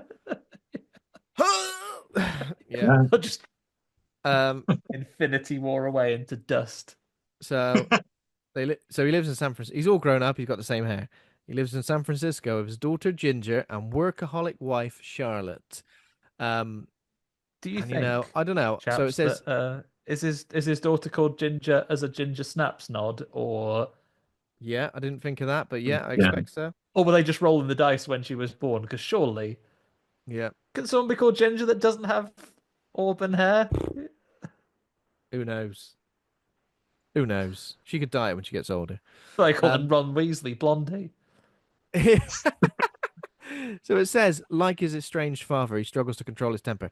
I feel like the temper thing with him is not really an issue. It's kind of just like it's kind of jammed in there a little bit to try and create some sort of, you know, because him losing his temper is like Ginger genuinely doing something that's a bit annoying, climbing up on that thing, and he goes, don't bloody do that." Oh no, sorry, I'm just like my dad. I think it's I I don't think know. it's a little bit more subtle than maybe that description gives away to it. I Yeah, think he is. I think probably he has spent his life because his dad was an angry man, try not. Yeah, yeah, exactly. trying not to be like that. So as a result, on the occasion that he does lose his temper, it really affects him as well. But as a result, he's probably not very assertive for the rest of his life because there's a different. I think in Mm. trying not to be aggressive, he is also not very assertive, and it does. But he gets his air off when people just don't listen to him all the time, like a substitute teacher. Yeah, it's just one of those things, isn't it, where like 30 years have gone by and he still hasn't been able to truly shake that generational trauma. He needs to get himself. I mean, I hope he's had some therapy. If not, he needs some. Yeah. Uh, So yeah, Ginger's climbing up on like the barriers along the side of the road. He's like, get down, Get down, get down. Get And the then fuck down! Just goes yeah. full Randy And then Savage. it's just like a comedy of errors because first she's been going on at him about ice cream, and then she Oh. jumps up on that thing, and then he finally shouts at her to get down, and she jumps down in front of notable character Man. She jumps down into his arms and he catches her. He catches her, and here's a problem. Here's a man who's got no problems expressing his anger because he immediately is straight at it. He's like, give me a fucking dog on a leash, mate. He doesn't say. He says it quite angrily. Does he say that? Yeah, he goes, "I'll keep it on a fucking leash, you Does dog." he say that? Yeah, Is that what he said? I could yeah. not hear what he said. I had no No. idea what he said. Me neither. God, I'm not saying this is anything about where each of us individually live, but I'm that's worth a slap. quite accustomed to hearing people mutter incomprehensible threats. Yeah. And obviously it doesn't help because his wife is as a bit of a workaholic. He's a writer. He's between jobs, so clearly all the tension, all the pressures on him to kind of like be the guy who's like the homestead one, the guy working from home. Instead of taking your daughter around to museums and buying enormous, impractically large teddies and ice cream, you should be handing your CV around at the local businesses. That's what they tell That's you. what they want. That's what works the best. That's what you Yeah, go. you just I'm gonna walk get a in. new job. Take your CV into the manager, give it directly to him, and you'll have a job by the next day. Yeah, I appreciate your moxie, kid. Right. Alan Sugar would see you and be like, "Get in." This guy's got it. This guy's got something. He's a wolfman. The Wolf of Wall Street man. That's what this film is actually. That's how he gets the job. So he gets a letter, which is like the last will and testament of his dad, who clearly like has gone missing, and they've just pronounced him He's dead. just been declared dead. Once you've been gone long dead. enough, it's like, here's the keys to his house, mate. He's out there living it up. He's out there. He's like it's like an into the wild situation. He's in a derelict Empty bus. nester. He's like, well, It's very lovely here.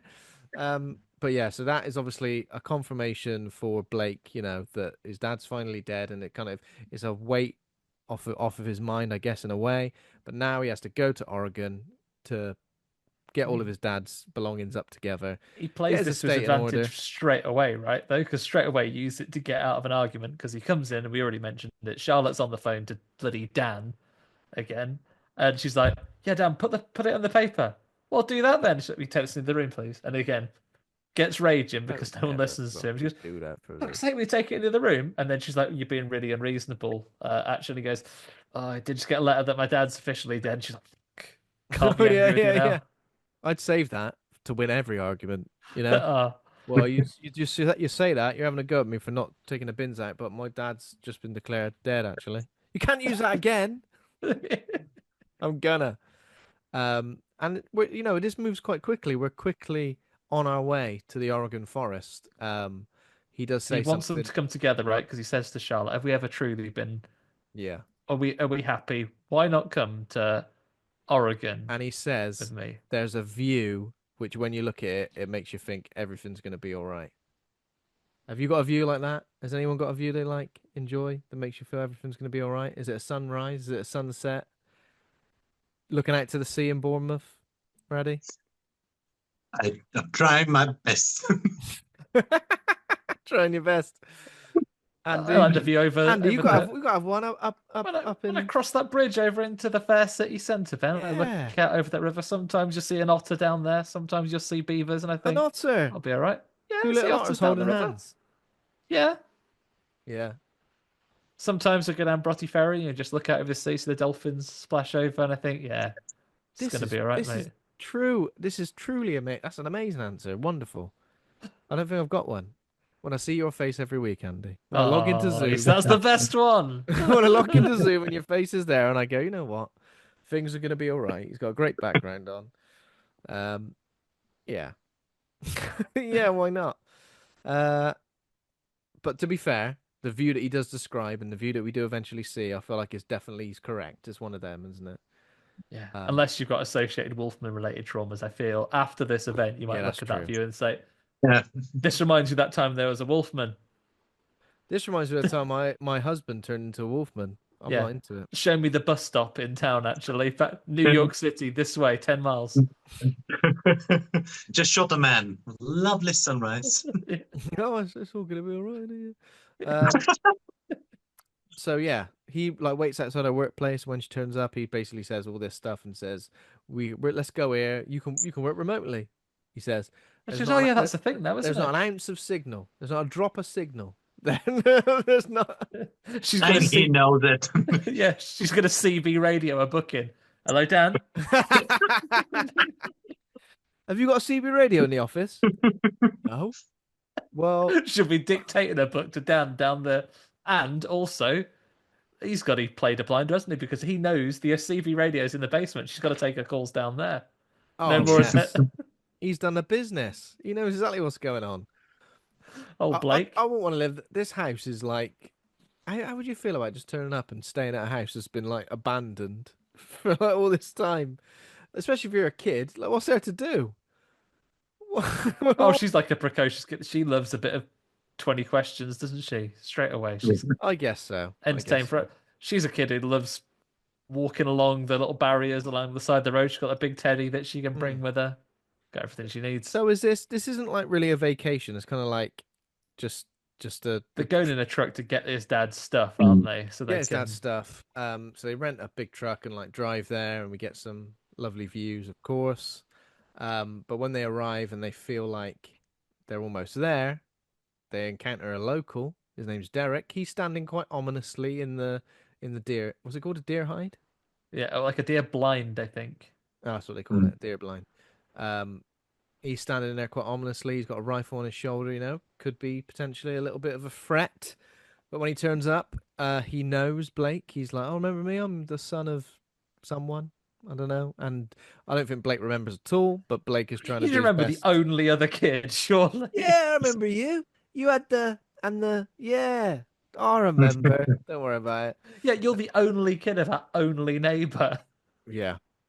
And then Derek says, I'll take you there, actually. I'll take you where you actually need to go, because this is my driveway. And, I always and get Charlotte's confused like, when people do absolutely this when not, they go, absolutely not. And he when was they like, go, oh, and he lets him in the car. I bet he turns, shit when people don't listen to you, innit? I hate how he goes, "I'll take you there," but then gets in the passenger seat. I'm like, well, I'm taking you there then, if anything. Come on. And then am I then going to have to drop you home? I thought this. I thought this is how tedious my brain works sometimes. I'm like, you can't just get him to come to your house and then go, "Right, thanks for that. Cheers. See you later." Go, "Well, can you drop me back now as well?" Even though you told me that you probably shouldn't go out at night. Yeah, I'm baffled. But you know what they're trying to do? He's going to try and stay over, wasn't he? Yeah. It's like, oh, your dad always kept beers in. I suppose. He'll just do a big yawn like that and go, "Well, I better get going then." Unless, Oh, I am unless I could tired, just keep on though. the sofa. Can I keep on the sofa? We're all having a sofa. Sorry.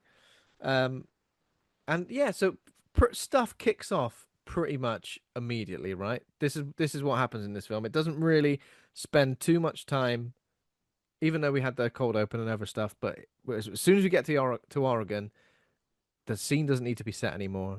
It just kicks off. Yeah, we're going off straight away. And the thing before we get the scare, of course, I mean, in many ways, the Wolfman is playing with fire already, because one thing that Blake isn't great at is keeping his bloody eyes on the road, because he's turning around, tickling his daughter. He's doing all sorts Yeah. on this journey. The Wolfman is actually quite lucky that he turns round just enough to see him, be scared of him in the road, and swerve off into literal oblivion. Because if he'd been turning around chatting a bit longer, he would have dusted him.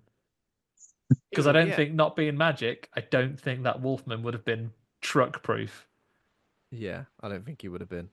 I didn't really get a good look at him at this point. What did you see? I kind of just saw the fella. It's just a silhouette on the middle of the road, I Yeah. think. He's slightly Edgar from Men in Blackish. Yeah, yeah. Vincent D'Onofrio himself just standing there in some dirty overalls. Sugar water. Yeah. Yeah. And it couldn't have gone any worse, could it? This crash, because it's not only do they like go off the road, but there's obviously some sort of drop. Yeah, he Jurassic Parks it, doesn't he? Jurassic Parks Yeah. it straight. Jurassic into Parallel the Parks tree. it. Oh man, this is horrific. Obviously everyone's suitably shaken up and injured. Derek opens the door, falls to the ground. What a stupid thing to do. Yeah, what a stupid thing to do. Ridiculous. It doesn't seem that. It's weird because this shot, it doesn't look that high off the ground, but a little bit later when they come back to it, it looks much further off the ground. Mm. Like, Yeah, it's properly up in a tree. But yeah, so in his defense, I guess he's a little bit confused, having just been in a you love terrible this car guy, don't crash. you? I said he was a bit ominous. He was a bit scary. You're like, no, he's fine. Called him He's obviously stupid. clearly quite harmless. Clearly, this man I reckon he's not behind it that all, dangerous. But anyway, his first instinct after being sideways in a truck is to go, "I'm going to open this door like it's a trapdoor and just tie myself off onto Maybe the he's like, floor." I've never had the opportunity to do this before. Let's go. He Yeah, lands on the absolutely ground. trapdoored. We hear some noises around, don't we? And then he gets like slurped off. Yeah. And everyone's terrified, as you would be. Blake manages to get out of the truck. They all get out. He says, "Right, everyone climb out sideways." yeah. Everyone And climb then out Blake sideways. reaches down. He has to do the dramatic, like, Oh. reaching for the door handle because he can't get trapdoored down. Yeah. But then the glass gets broken. What did you guys think of this bit? Did you immediately think, "Oh, it's just a glass cut," or did you think that's it? That's him being Oh no, yeah. werewolfed. Immediately Yeah. when you saw the arm, it's like, okay, there it is. Yeah. I wasn't sure that was, it could have been a bit more obvious, I think, because I think like you could be a little bit unsure that something even scratched him in that moment. But Do you know, yeah. I think they did a few of those like too subtle things throughout the film that I was like, you should have gone a little bigger here, because like I kind of don't know, and kind of it fits the tone, but also it could be nothing. Yeah. And also, like, are we trying to keep it from the audience that he's going to get got by a werewolf at some point? We could just have him be scratched because his family don't live in underworld land where they think werewolves are just a thing. He'd be like, "Oh, I got scratched by whatever that was." Yeah. Yeah, you wouldn't immediately think, oh no. It's going to be a werewolf now, lads. Feed me the mushrooms. Leave me here in the woods. Rustle me up some lovely mushroom soup and just leave me to die. Yeah, so he Do you know what?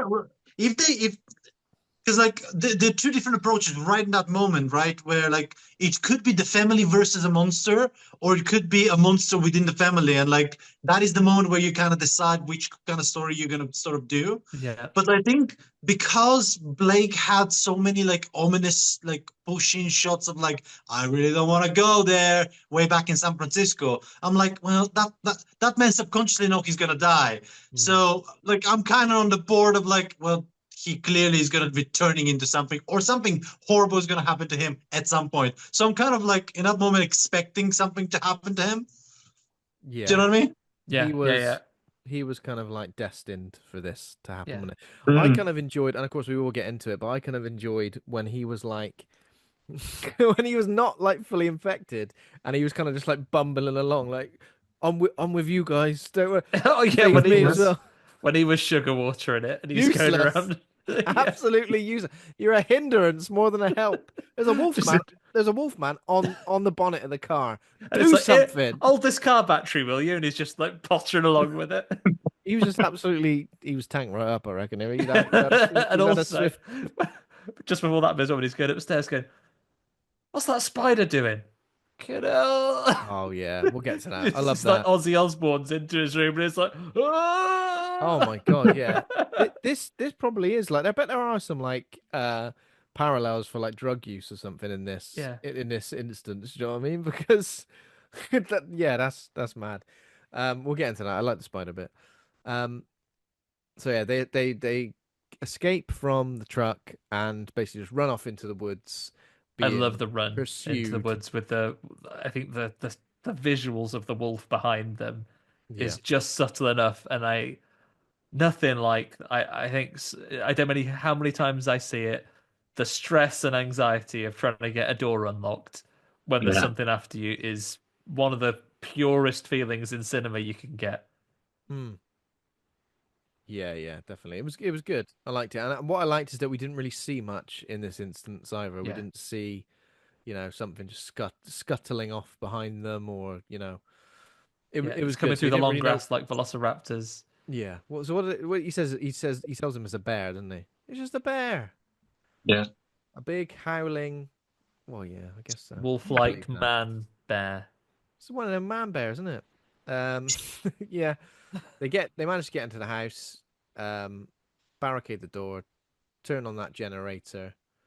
Um, Again, if this was a game, you'd be this is exactly what you'd be doing: turning on the generator, finding all the bits, That little putting all the save bits room. together, putting the wood up against the wall on the door. And then it pretty much just tells Ginger, I know what just happened was terrifying. She's like, did that man die? Yeah. Off to bed now. He's like, it's pretty. He tries to dad his way around it, and Getting on a bit. it's like, it's pretty likely that he's probably dead. I feel But I like don't want this to scar you. And she goes, that's all right then. I don't think they'd seen enough to be sure he was dead. I'd just say, oh no, like those animals usually they're more scared of us than we're scared of them. So he probably just dragged him into the thing, realized he was too heavy, and then left him. He's fine. He's You could probably easily taken him say to the that. hospital.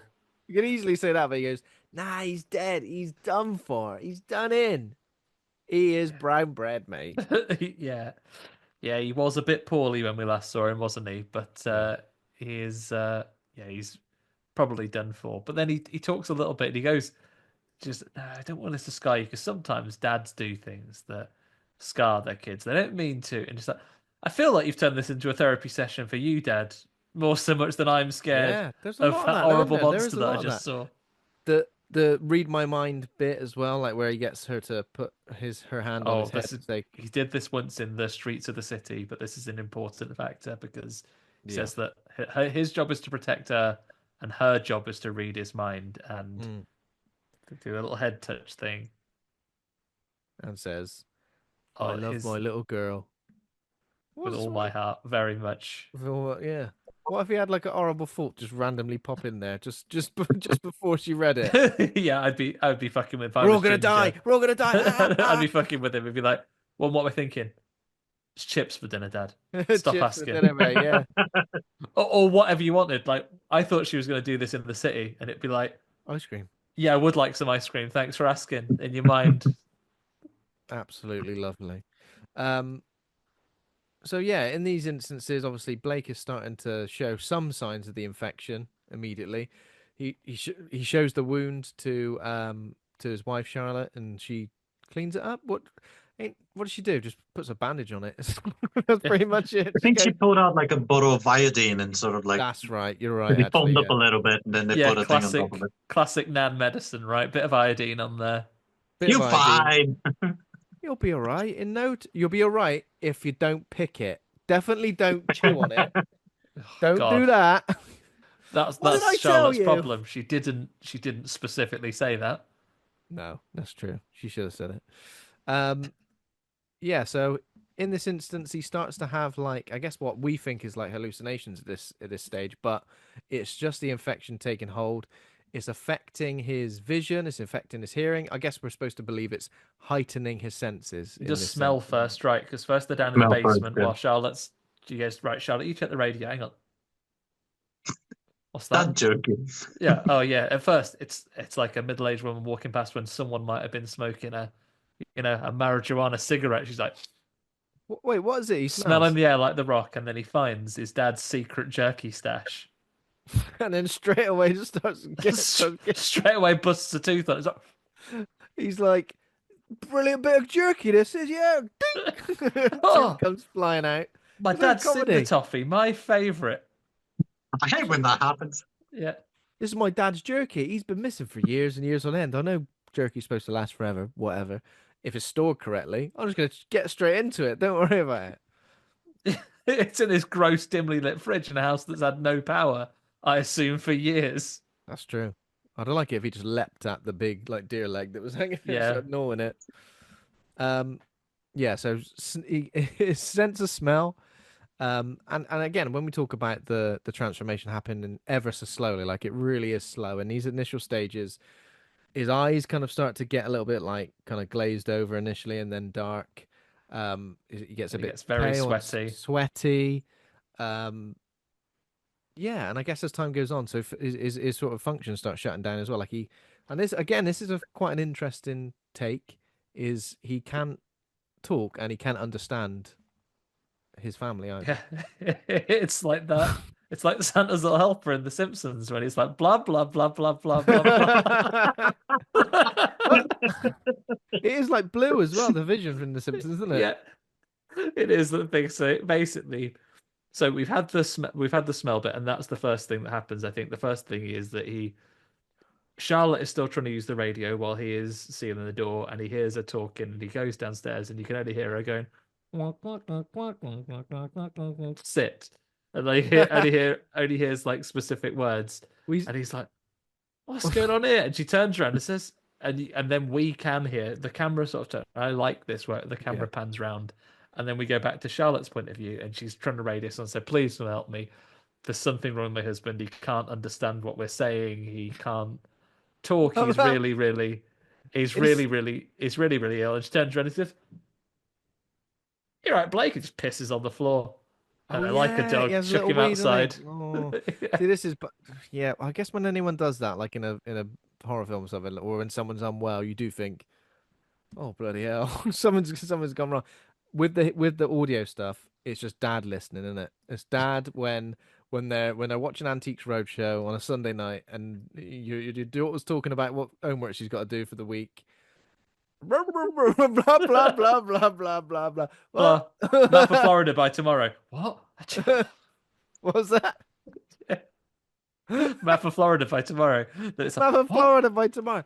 And I actually need all the ingredients to make bread and butter pudding tomorrow. What? I told you yesterday. Oh, what It's was I doing Sunday. yesterday? All the shop shut at 4 o'clock. Get down the garage. Yeah. Yeah, true. It is- Dog or dad listening, very, very similar. Yeah. It's very similar, I think. Yeah. Yeah, and at some point his arm's all bloody and infected, and he proper starts gnawing on it for some Before reason. that, he has an incident with the spider. I think you wanted to go through that, Ben. Oh yeah, yeah. So we can hear like what sounds like something on the roof, doesn't it? It sounds like something scuttling around on the roof. We kind of think, is it the wolf man, the first wolfman, first generation wolfman? Is it on the roof, trying to get in? And yeah, he opens like a bathroom on the top floor, and it's just a big old spider in the corner. Spider. And it's a big spider. It is a big spider, yeah, but this is so effective. Like the sound design in this, like you really do think it, because he's just like That I think that house sequence was I really enjoyed that sequence. That was really, really like tingling. I was like, ah shit. Like Yeah. I knew where it's going. It didn't go where I thought it was gonna go, but I was not even expecting the spider situation. I was like, ah, that's cool. I like that. There's a great moment in the Jack Nicholson movie Wolf where he's starting to get this like heightened sense of hearing, and he works in this big office, and he like looks across a balcony, and like it zooms right in from his office into another guy's office, and he hears him like talking about something. Chatting shit about him. I don't know if he's chatting shit about him, but it's great. It's a really good, like, because Jack Nicholson's all like, "What? How can I hear this?" So he's listening to like all these conversations, like all over and that's effective. But this is much more effective in terms of the big old horrible spider. And do you? I mean, we only get this one instance of it. Are we to assume that we, the audience, don't get it anymore? But he has this constantly now. I guess so. Yeah, he can't hear himself think, can he?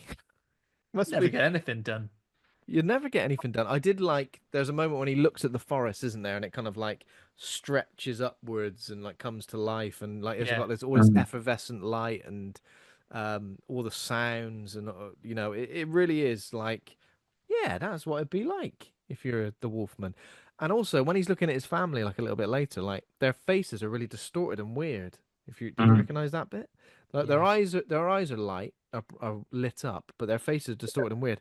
And that made sense to me, because it's like he's obviously not quite recognizing them as his family in this instance. Cause... with the exception of his daughter, because at this point you can't really understand them anyway. But even as he begins to turn a bit more and he's getting in more and more trouble, his daughter still comes over.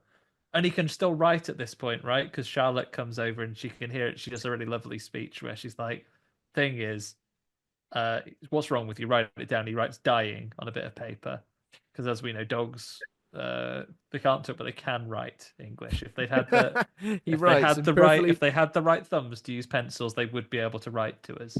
He writes in perfectly joined up letters, dying. And she goes, "Oh, don't die because I really Dying, love mate. you and I can't do this without you." And you were right. And she has a really good heart to heart You know what it saying, reminded me "And of? I love you and our relationship needs to go for strength because you're my soulmate, Blake." And then it turns around and all she can hear is blah, blah, blah, blah, blah. Do you know what that reminded me of that bit? The And I did. Sims. No, no, not The Sims. I mean, as a teetotal man, I don't experience this anymore, but when you're absolutely balls deep in the worst hangover of your life, and someone comes in the room and goes, "Are you feeling any better now?" and passes you a pad and a pen. Not that that ever happens. And you just write, Dying. "Dying. Can you get me a Chinese takeaway ASAP? Because I am on my last legs. I need a pack of chipsticks, please. I need something." I'm absolutely hang. Or when you after a night of drinking, you wake up at like 9 a.m. and your mouth is just void of all moisture. The best is when you wake up at like 6 a.m. after a night of drinking. You go, got away with this, and then you Oh, stand no. up and like, Never, never. It's delayed. The slightest thing happens to you, just collapse. I got away with this. I'm absolutely fine. Yeah. Yeah. So he writes down dying. She goes, "Don't overreact." That's what I like. Yeah. I go, "Blake, you're such a catastrophizer. Dying. You're fine. Die. It's You're all gonna be all pencil. right." At what point would you kick him out of the house? Get rid. I reckon it'd be quite I soon. reckon When he was third chewing on piss- his arm, I third think piss that on would've- the floor. Yeah, I reckon chewing on his arm would have been the worst. Yeah, and then at some point as well, the original Wolfman might not be the original first generation Wolfman starts circling the house. Everyone's like, He "Shush, tries shush, to shush." slurp him through the dog door, doesn't he? Yeah, and he grabs Mm. his leg through the dog door. Then he Charlotte gets him stabs again, his doesn't hand off. he? Yeah, I think so.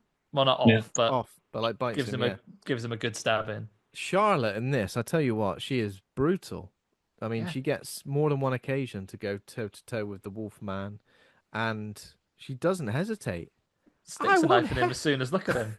I won't hesitate, bitch, and just comes at him with a with a hammer, battering him. Yeah, just don't care. Yeah. And we know that Blake is still connected to his daughter because she does the mind reading thing, whereas Charlotte, in a heart to heart speech, sounds like The Sims. She Yeah. touches her head, and when she touches his head, she still says like, "Oh, I love you, Dad." It's like, all right, fair enough. Fair enough. Yeah. I thought that was going to play. It sort of only plays that once. I thought that was going to be it forever, and Yeah. that's how we could play. What if Dad, but also dog? What if Dad, but also dog? Charlotte spots the most dilapidated, never gonna start in a million years car, where I would go, "Don't bother." And she First remembers of all- Chekhov's key ring from earlier on. Yeah. Oh yeah, Chekhov's key ring. First of all, it is filthy. Do you know what I mean? Yeah. It's gonna take. You're not going to see a thing out of any window. You're going to get a Second of ticket. all, but to be fair, like I mean, I definitely couldn't do this. She gets the car going from an old battery. And at this point, I am just thinking there's too much noise, there's too much slamming of doors, there's too much trying to start the car. It's And not going this to is when end. Blake is following them, dithering along with battery, like Blake is absolute at this point useless. He is like hanging. he's it continuing the theme. He is like a man severely hungover who's gone out the night before, come home at 7 a.m. and then someone's gone, "We're going for a carvery at 1 p.m. You got to come." It's the kids' sports day today. It's What? it's a kid sport. It's your mum's birthday today. We're going for a big breakfast this morning, a big family breakfast. You got to come. Oh fucking hell! Do you know? Yeah. You're Dithering right. along. And you get in the car, and it's like you're on a roller coaster. Jesus Christ! Not driving, of course. You're in the passenger seat. Yeah, he's just got in the back. Like he's in the back like this. Like Mr. Oh, Toad sat in And the he back goes, "Stop there. driving like a lunatic." She's like, I'm doing 10 miles an hour." Anyway, that's what he's like. Useless. How many times? This is, I think, as a director, this is Leigh Whannell's bread and butter. Like him and Rob Savage, I think, are the two main culprits for this. So many times when you could have got the jump scare because the Wolfman was going to be there, and he fakes you out like 2 or 3 times. Yeah. Because she has he has the bonnet open to put the battery on. He's like, he's going to be where she puts that down. He's not there. Yeah. Okay, I'll go and get in the car. He's going to come and get you when you open that. He's going to come to the side of the window when you're trying to start the car. He's going to come along when you're trying to shut the door, and then finally, car starts, and then And you think we're all right, actually. thinks, right, better wipe these windscreen. And there he Yeah. is at the window. And there he was is, right. waiting there like the tall man does in the Phantasm movies, waiting. So, right, wait for it. Only when they see me will I kick off. Hmm. Everything's about timing. Yeah, it's like, shh, ready, wait for it. Don't blow this. Come on. I would like to imagine that like he was circling around the car, climbing up on the bonnet really, really quickly. Yeah. Yeah. Just Like, really well, gently. wait my moment. Bide my time. I need my moment. Then they run and hide and climb on top of like a plastic greenhouse type thing. Yeah, Like a Wolfman. greenhouse, yeah. That a wolfman after you, Andy. Yeah. It was just the dog barking and making me jump like Leigh Whannell. It always makes you jump, doesn't it? No matter Yeah, you always can never be does. prepared for it. Yeah, and at this point, I guess this is a fairly interesting little action sequence where the plastic, like the little pins keeping the plastic together, are falling out, and the werewolf is like the wolfman, sorry, is in the greenhouse fit, running up and down, jumping and scratching at him. Scratching, wrecking his polytunnel, the polytunnel, which as a farmer and a dad, he would have once Is that what it loved. is? Polytunnel. Yeah. Yeah. Again, we've said it before about the parking. Very Jurassic Park, this, I thought. Yeah. Mhm. Like the yeah. leg going down, and again, great tension cinema when it's like, oh, your leg's hanging down. Get it up there, get it up. Mm. It's going to get slapped off. Yeah. So what happens? I think we get basically a face off now between the wolfmen, don't we? Yeah, well, at the moment, Blake can sort of talk still because he's like, right. And he makes a noise that sounds a bit like Charlotte, but like, sounds a bit like a Charmander. Well, more like a Charmeleon. I think There's like every Char, and then says, right, you go down in that, you get into that house, and I'll basically distract him. And he runs off, and you hear them fighting as they run back into the house. Yeah. And again, it's a good opportunity for him to be off screen because when he turns up, he's More Wolfman. He's more wolfman. Yeah, like a little bit hairier. But again, it's not fully hairy. We don't see, even when he's fully wolfman, he still is just like, I don't know, your Greek uncle. Not that I've got, not that I've got a Greek uncle. You know what I mean? Like, oh, that's a hairy back. Jesus, He looks very sort yeah. of like his body almost looks scarred across, like it's almost like scar tissue. You know, when the skin gets like tight and has a different texture to it when you have a scar somewhere. His body becomes more and more like this sort of shiny like cortisol scar tissue, right? Yeah, and he looks a little bit like he's had some work done because his cheekbones start coming right out. More and more Like pronounced. facelift, and yeah, and he gets claws as well, and his nails are falling out as well as his teeth have been dropping out the whole time. yeah, it's all just very slow, isn't it? Like essentially, we don't have a transformation process of like 30 seconds. The transformation process is essentially for like the whole second into the third act of this film, isn't it? Yeah. Which is good. I mean, technically, there is a transformation that kind of happens after he escaped the house second on the time around. grass, yeah. Yeah. On the grass. Yeah. Which I think was a bizarre decision to like have everything happen and now he's fully transformed, but also kind of makes sense. Kind of like, I'm now fully into the wolf. Yeah.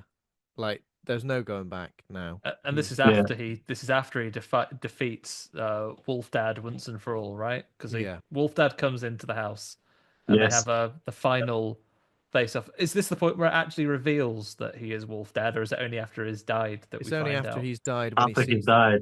Sees the tattoo, doesn't he? No one else has got a tattoo like that in these parts. That's my dad. But I don't know. I kind of want. I knew it was going to be that, but I don't know. It was the most telegraphed thing ever, though, wasn't it? That's why it didn't really have any impact at all. Because do you know what I missed in that scene was like, well, it's forget about the monsters. It's some versus dad. It's like give me that moment of recognition before the death and the inevitable kill, because like you gotta stop the violence. That's the breaking the cycle and all that good stuff, all that juicy stuff. And what kind of we got was like, he's there, he's in, he's out, and bite, and he's dead. And he's dead. He's dead, and now I'm off to basically become a full wolf man and lose the Yeah. Yeah, sort I of know what you mean. grasp Like on reality that I had. there was a lot of really interesting stuff at play.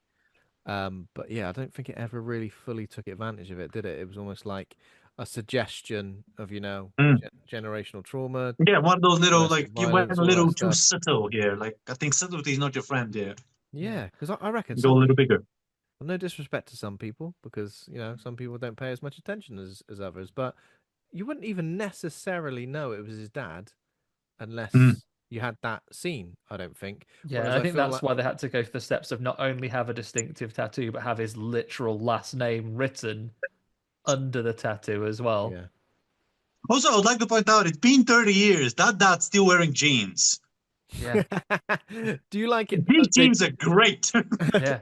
Those bloody Wrangler Levi's, those 501s. They Levi's last last. forever.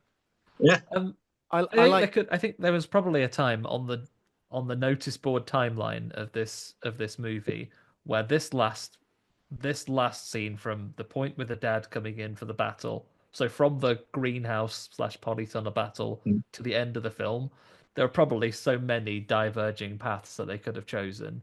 I think you could have had, because we never address the original werewolf that we can only assume died in the yeah. intervening Where did years. this originate? Has Could has it have has there been? been one in those woods like forever? And Yeah. there, or can there only be one at any one time? Yeah. Because it's Or like, like, was that one that, it did get his dad at some point, but he killed it in the process? We never get that explanation. Or I think there's a version of this Mm. film where he comes to terms with things with his dad, and it turns out his dad was trying to protect him from something. He went about it the wrong way and drove his son away, but yeah, actually his dad died as a man, and it's still the creature that was out there. And then maybe he has grown up to become a different man and has dealt with it differently and protects his yeah, family differently. But the story we get here is that his dad is now the creature, and father and son is a theme of the Wolfman. I think is it in the original that actually it's the dad that kills the son? Is that the way around it is in the Hammer original? can't remember the Hammer original. The Wolfman with Benicio del Toro and Anthony Hopkins. They're both They're both Wolfmen. Wolfmen, and they I have a think little perhaps in fight. the original it is Lon Chaney Jr.'s dad who kills him with like a wolf-headed cane. Yeah, yeah, that's right. The I think wolf-headed it is the king. dad that has to put him away. Um, but in this one, obviously the son does for the dad. But in doing so, more spoilers for symbolism, everybody. He does ultimately become what his dad was, because after this point, he Yeah, goes out, becomes full werewolf, and comes back in. And then, at least for this moment, he is now a threat and he chases the family. He can't recognize them anymore, even his yeah. daughter. He's That gone that full. connection is lost. He's gone full bad dad at this moment, hasn't he? He froze up a severed finger at one point, didn't Yes, he does. he? Yeah, he Was it a chewed finger or a tongue? a tongue. Did you say? I think it was like a tongue, like he bit his tongue off or something. Oh, oh, I don't know. He, okay. he does spit something out. Or was Interesting. it? Yeah, I wondered if it was the dad, like fingers of the dad that he'd been fingers of the dad. dad fingers. Oh, Where did that go in your symbolism book? yeah, yeah. Where does that go? So that bite in the hand that feeds you, maybe. Ah! Oh, I hate these dad fingers. They always disagree with me. Oh, prefer bird's eye. Get him out. um, yeah, he's just being a menace now, and he when he's full wolf. Yeah. I think this is the bit of the film I think for a film that had been so tightly streamlined, I think for all of it, this Yeah, this act that loses me a tiny bit here. This is where it's like we're on a small farm, let's run to a different building where there might be some things we could use. yeah. They run into a barn, don't they? At this point, and I mean, this part, directed by Leigh Whannell as well, goes full Saw, doesn't it? It's Yeah. literally like they've just gone. Oh yeah.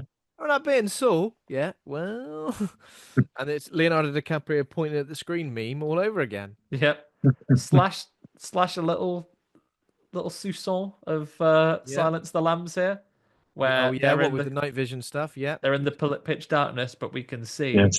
Charlotte and Ginger. They don't know, but the Wolfman is actually right there. Well, maybe they do know because they've stitched him right up Oh, by these. They're like, Of course they know, because he was battering on the door. They saw him come through the door underneath the thing. and then they're like, oh, we can't Where'd possibly he see go? you. Where do you? Let's just sit here really quiet. And he goes, right, I'm going to bloody eat you. And then he goes, you put a bear trap here. And I've stepped in it. Again, bloody hell. timing. Yeah. Well, you put a bear trap there, but I'm a wolf, so that doesn't actually affect me. Don't work I'm on me. fine. Yeah, I'm passes immune to straight that. through. So he gets caught by the bear trap. They run away. He bloody chews off his ensnared foot. Could he not? Is he not strong enough at this point to like pull it open or something? It feels like an extreme reaction to something. I guess he doesn't right, know. that's it. Is that because Chewed is off. that like he's lost his human? If he was Oh, he's lost his rationale. He's not. if he lost was a his... wolf man hyphenated wolf hyphen man capital M man, he might have started the wherewithal to open the thing. But now he's full Wolfman. wolfman. He's just thinking, right, my leg's stuck. Guess I'll chew it off. I don't need that. Yeah. I don't need that. I mean, initially I was like he's screwed, but then he adapted pretty well to having no leg. He developed some sort of weird crawl thing going on, didn't he? Yeah, he continues pursuing them. They run into the forest and they end up in the hunting blind. Is it the same one? Yeah, the same Is it one. the same one? The very same one? The very same. Again, we get some parallels with that first scene as well with the breath, with the old rising breath. Yeah. The sun's coming up as well now at this point. Charlotte's got the rifle. Yeah, and she's had a scene with her. I think throughout the thing as well, we've talked about the relationship that that Blake has had with his daughter, and Charlotte has felt a bit disconnected to her. But That's as right, soon yeah. as soon as her dad loses the battle with his affliction and goes off full Wolfman, she said, like, I'm never gonna leave. I'm never gonna leave you. I'll look after you. He's basically gone, what, you like your dad more than me? He's a murderous wolfman now. So It's a real daddy or chips situation, isn't it? it's a real, you got to make a choice. Is it one-legged murderous wolfman dad or mum, normal, got a gun? Yeah, because we go back to the scene of the truck as well, don't we, at this point? Yeah. Yep. And the Wolfman is on there, but then he crawls up and Ginger uses her mind reading powers one last time. And she goes, oh, she says, shoot him. Actually, he's sick of it. I mean, this is a real, like, Bet he wishes he bought her an ice cream now. the He says, and he might have been thinking, the cure is mushrooms, actually. I've worked it out. Like, that'll sort it. And then he's gone, he says, shoot him immediately.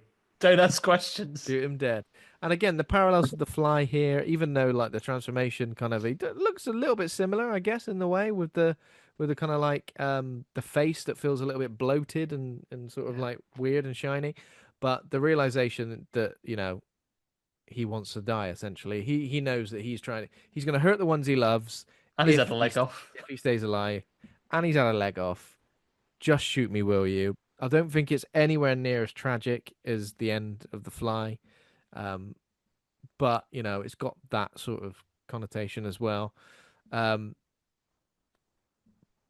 yeah, that's essentially what happens, is that she's like, I don't know if I can do it, but then Blake does a final scary lunge. And her natural Yeah, he goes, I'm reaction going to is, come in then, actually. Sorry, you've waited too long. Gonna kill me, Harry, gonna kill me. What, I'm gonna get you! Bang! Yeah, He shoots gets him shot. dead. He doesn't like transition back into Blake, No. does he? He just stays the same. No. No. This is interesting. I kind of like what it does with the classic werewolf mythology here. You know, the stuff you expect to see. You always expect to see when the werewolf's dead, it'll transform back into a human. When the moon goes away, you know, the same.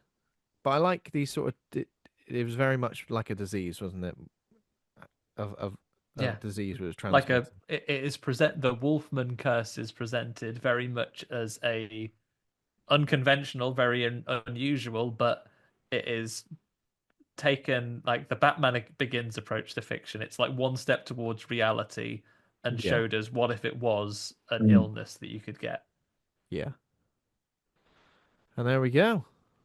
And that's the end, isn't it? I mean, in many ways, and then they see the view. They see the true. view, yeah. and They they see go, the view. they They go, see the view it's and they worth know it. everything's going to be all right. Which I hope so, because I feel like for everything we've seen in this movie, they've had a shitter of a day. I know it. They've gone from really massive drive, boring, be in a crash, stay up all night being chased by a wolfman, have to shoot dad before the sun comes up. Can you imagine what their next day is going to be like? I don't know how they're getting back. They're I going to have did a lot think of that. I thought they're they going were to have a lot literally of in the middle of explaining to nowhere, do. miles away. I feel the only way you're getting away with this is by taking him back, saying, "Look, this is him. Look at the state of him. This Yeah, happened in a day, We're staying here. because they'll come Yeah. back and he would have just been eaten, eaten by deer." eaten by deer. Those deer, they love a hue of flesh. Okay, that is the end of Wolfman. It's going to be pretty straightforward, Andy. But do you want to play some name game? I'd love to play a bit of the name game, Ben. Okay. See what we've got Should for we us. explain to Radi how this works? Yeah, I go don't know if on. you're aware, Radi. So what we're going to do is we are going to give you a synopsis of a movie that sounds like Wolfman but isn't Wolfman, but it will rhyme with Wolfman. Yeah. if that So makes imagine sense. if you Not were a real ready, movie. if our good friends at the asylum were to get hold of the Wolfman and go, "We need to change this so it's legally distinct from the Wolfman." Yeah. What films could we release? Based on our clue, you have to give us the title. So, Right. Andy, have you got any? Yes. What's the synopsis for this one, Ben? A family at a remote farmhouse is attacked by an unseen animal, but as the night stretches on, the father begins to transform into something unrecognizable. Okay. So, a family go to a remote cabin in this film. It's in the Black Forests of Germany, and upon being attacked by a strange animal, the dad can only say the number 12. 12? 12 man? It's well, he's in Germany, don't forget, and he's been bitten by a local werewolf. 12 man? The Wolfman, very good. 12 man. Very good. Shall I go? Shall I go? Yes, please, Ben. Okay. So, a family at a remote farmhouse is attacked by an unseen animal, but as the night stretches on, the father begins to transform into someone who's very good at driving, putting, chipping. He loves a good sandwich. The golf man. It's the golf man, yeah. The Correct. golf man. He's got a great handicap. Here is one for you both then. So, in a slightly different setup from the family, rather than being troubled by a series of patriarchal father to son traumas, actually, it's the matriarch of the family, the elder matriarch that looks after the family, when she gets bitten by a lycanthrope and begins to transform. Wolf Nan? I will accept Wolfman. I would Wolfgran, also yeah. accept Wolfgran. Wolfgran. Wolfgran. I'd watch that. I feel like I'd Yeah, watch that. Wolfgran would be a great movie. That's a great movie. That's a great concept. And just Nan's a imagine werewolf. taking that little Red Riding Hood story and turning it on its head. I can imagine a wolf with like little Hold glasses on. and When some is this going knitting. into public domain? Right, Wolfgran, Hopefully soon. Right, he's got his little writing it notebook down right next to Boo Year's Eve, Ben. right next to New Year's Eve and right next to the word dying that you've written down. Yeah, dying. Oh my god, I apologize for this one. I hope this is appropriate. A family at a remote farmhouse is attacked by an unseen man, an Australian man. As the night stretches on, the symptoms of disease begin to happen. The father starts to breathe.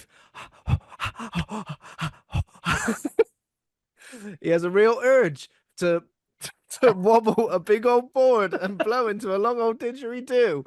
That's it. Does he invent the stylophone as well? Is that what he did as well? Yeah, He it invents is. the xylophone and may definitely has been accused of being a right wrong un.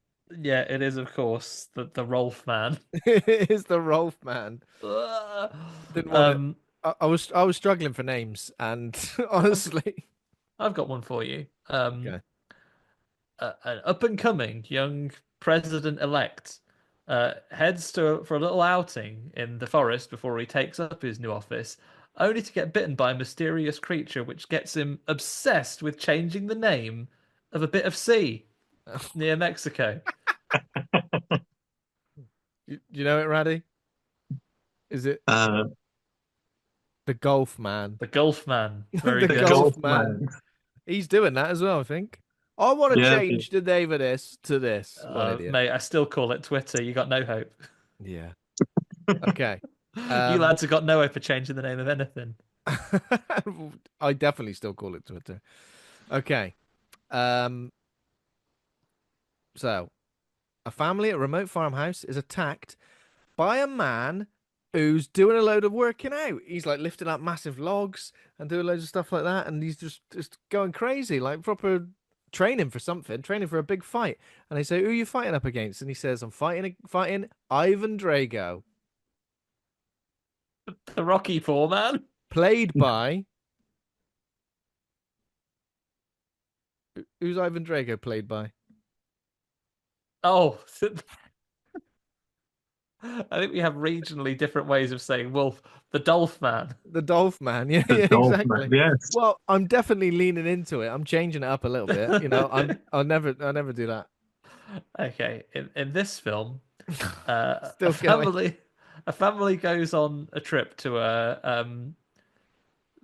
trip, and upon being attacked by a mysterious creature, the dad painfully and irreversibly changes into an attack helicopter with an excellent The 80s Apache, soundtrack. the Apache Man? That's The what I was Apache thinking. Man. Apache And he Man. has a television series where he probably solves crimes. The A Man? Oh, maybe this is only of my generation. It is, Wait. of course, Airwolf Man. Oh, Airwolf Man. Ah, that's a good one. Okay. Again, I'm very much taking advantage. You know what? I don't know how well any of these are going to go down, but let's just pick one that might be a bit better. Um, A family at a remote farmhouse is attacked by an unseen animal, but as the night stretches on, the father begins to transform into someone who's really good at making a lovely rice dish from West Africa, typically made with long grain rice, tomatoes, chilies, onions, and spices. Um, how's I your think West African cuisine ready? West African rice dish. Jalopy Man? Close, close. Jollof rice. So it's Jollof Man. Jollof Man. Jollof Man. I told you. I don't know how many of these are going to work. I've got about a list of 20 here, Andy. I'm not joking. So those were the only ones that I thought I'd be able to do a clue for. So I'm done. Okay, I'll do one final one. In this story, a family go over to a remote cabin. When they get in there, they find this fella obsessively writing letters to Eminem, and he bites the dad and he turns into him. Uh, They go was to it the the Stan Man? That's right, the wolf stand. Oh, the The wolf Wolf stand. A werewolf prefer just just a writing stand man. letters to Eminem all day. Bloody hell. Right. We scraped the bottom of the barrel. Well, I have anyway. So I Yeah, apologize for that. that'll do. Shall we rate this Yeah. fun movie? Okay. So rate the movie from A to F. Pluses and minuses are allowed. Rate good or rate bad. Radi, would you like to go first? How would you rate Wolfman? Sure. Do you know what? I really enjoyed the film. I had good time with it. I had issues with some of the performances and some of the reasons and stuff in character stuff, but overall, I was like, oh, this is quite enjoyable. There's a couple of clever bits and pieces here and there, a couple of nice, exciting animal and sort of monster bits. I love a good monster film. I think it's a good B minus maybe. It's not bad. It's good. Yeah, I think that's fair. I'll go in as well, like around about there. I was thinking B minus. I might go C plus, only because I like it. I respect it for what it did. It tried to do something different, which I respect. I just don't know if it's going to stick with me for very long. I just feel like already, like it's only been a couple of evenings since I've seen it. Already, it's kind of losing me a bit. I feel like there was so much potential to really make an effective, unconventional Wolfman film, and a lot of the pieces were there. I just don't know if it fully came together at any point. Um, so yeah, I'm kind of a bit disappointed. I will mention I did like the soundtrack. Benjamin, is it Wallfish, who I think did the music for Blade Runner 2049 and also both chapters of It, Okay. the latest films. And I really liked it. I felt like it was really good. I just don't think there was enough of it. You know what I mean? I felt like we had these big sweeping like Yeah. tracks when it was like them traveling there, and then at the end, I just feel like that it felt like it should have had a lot of more of a horror theme running throughout. Also, I Um, think there was quite a lot of moments where like kind of sort of the movie got it in its own way by the way it was sort of like I'm gonna try to be clever here. It's like it's just you don't have to kind of yeah. sort of like not everything needs to be reinvented. Tropes are good when Mm, they're kind of sort of enjoyed in that yeah. context. Like But I think I do still respect it for trying something different. The fact that it didn't feel, like it was hitting all the standard beats of a werewolf infection movie. Um, yeah. What about you, Andy? Um, it's a tough one. I quite enjoyed this. Like I say, I think the end maybe lost a little bit of momentum when it did seem okay. We've got another couple of set pieces to do here. I think it would have been maybe a more powerful or a more tragic story, not only making me feel better that I'd seen the clues if he had chosen to go and eat himself to death of mushrooms. I think we would have had that sadness there and that loyalty that we get from the characters. I love some of the transformation stuff. Yeah, I think maybe went a little bit in the simplest route towards the ending when I would have liked something maybe with a little bit more of a curveball to it. You know what? Turn the mom into a wolf as well, or have him ultimately sacrifice himself in a different way to save them from other wolf men. Like maybe just something a little bit different to what we Yeah. ultimately got in the end there.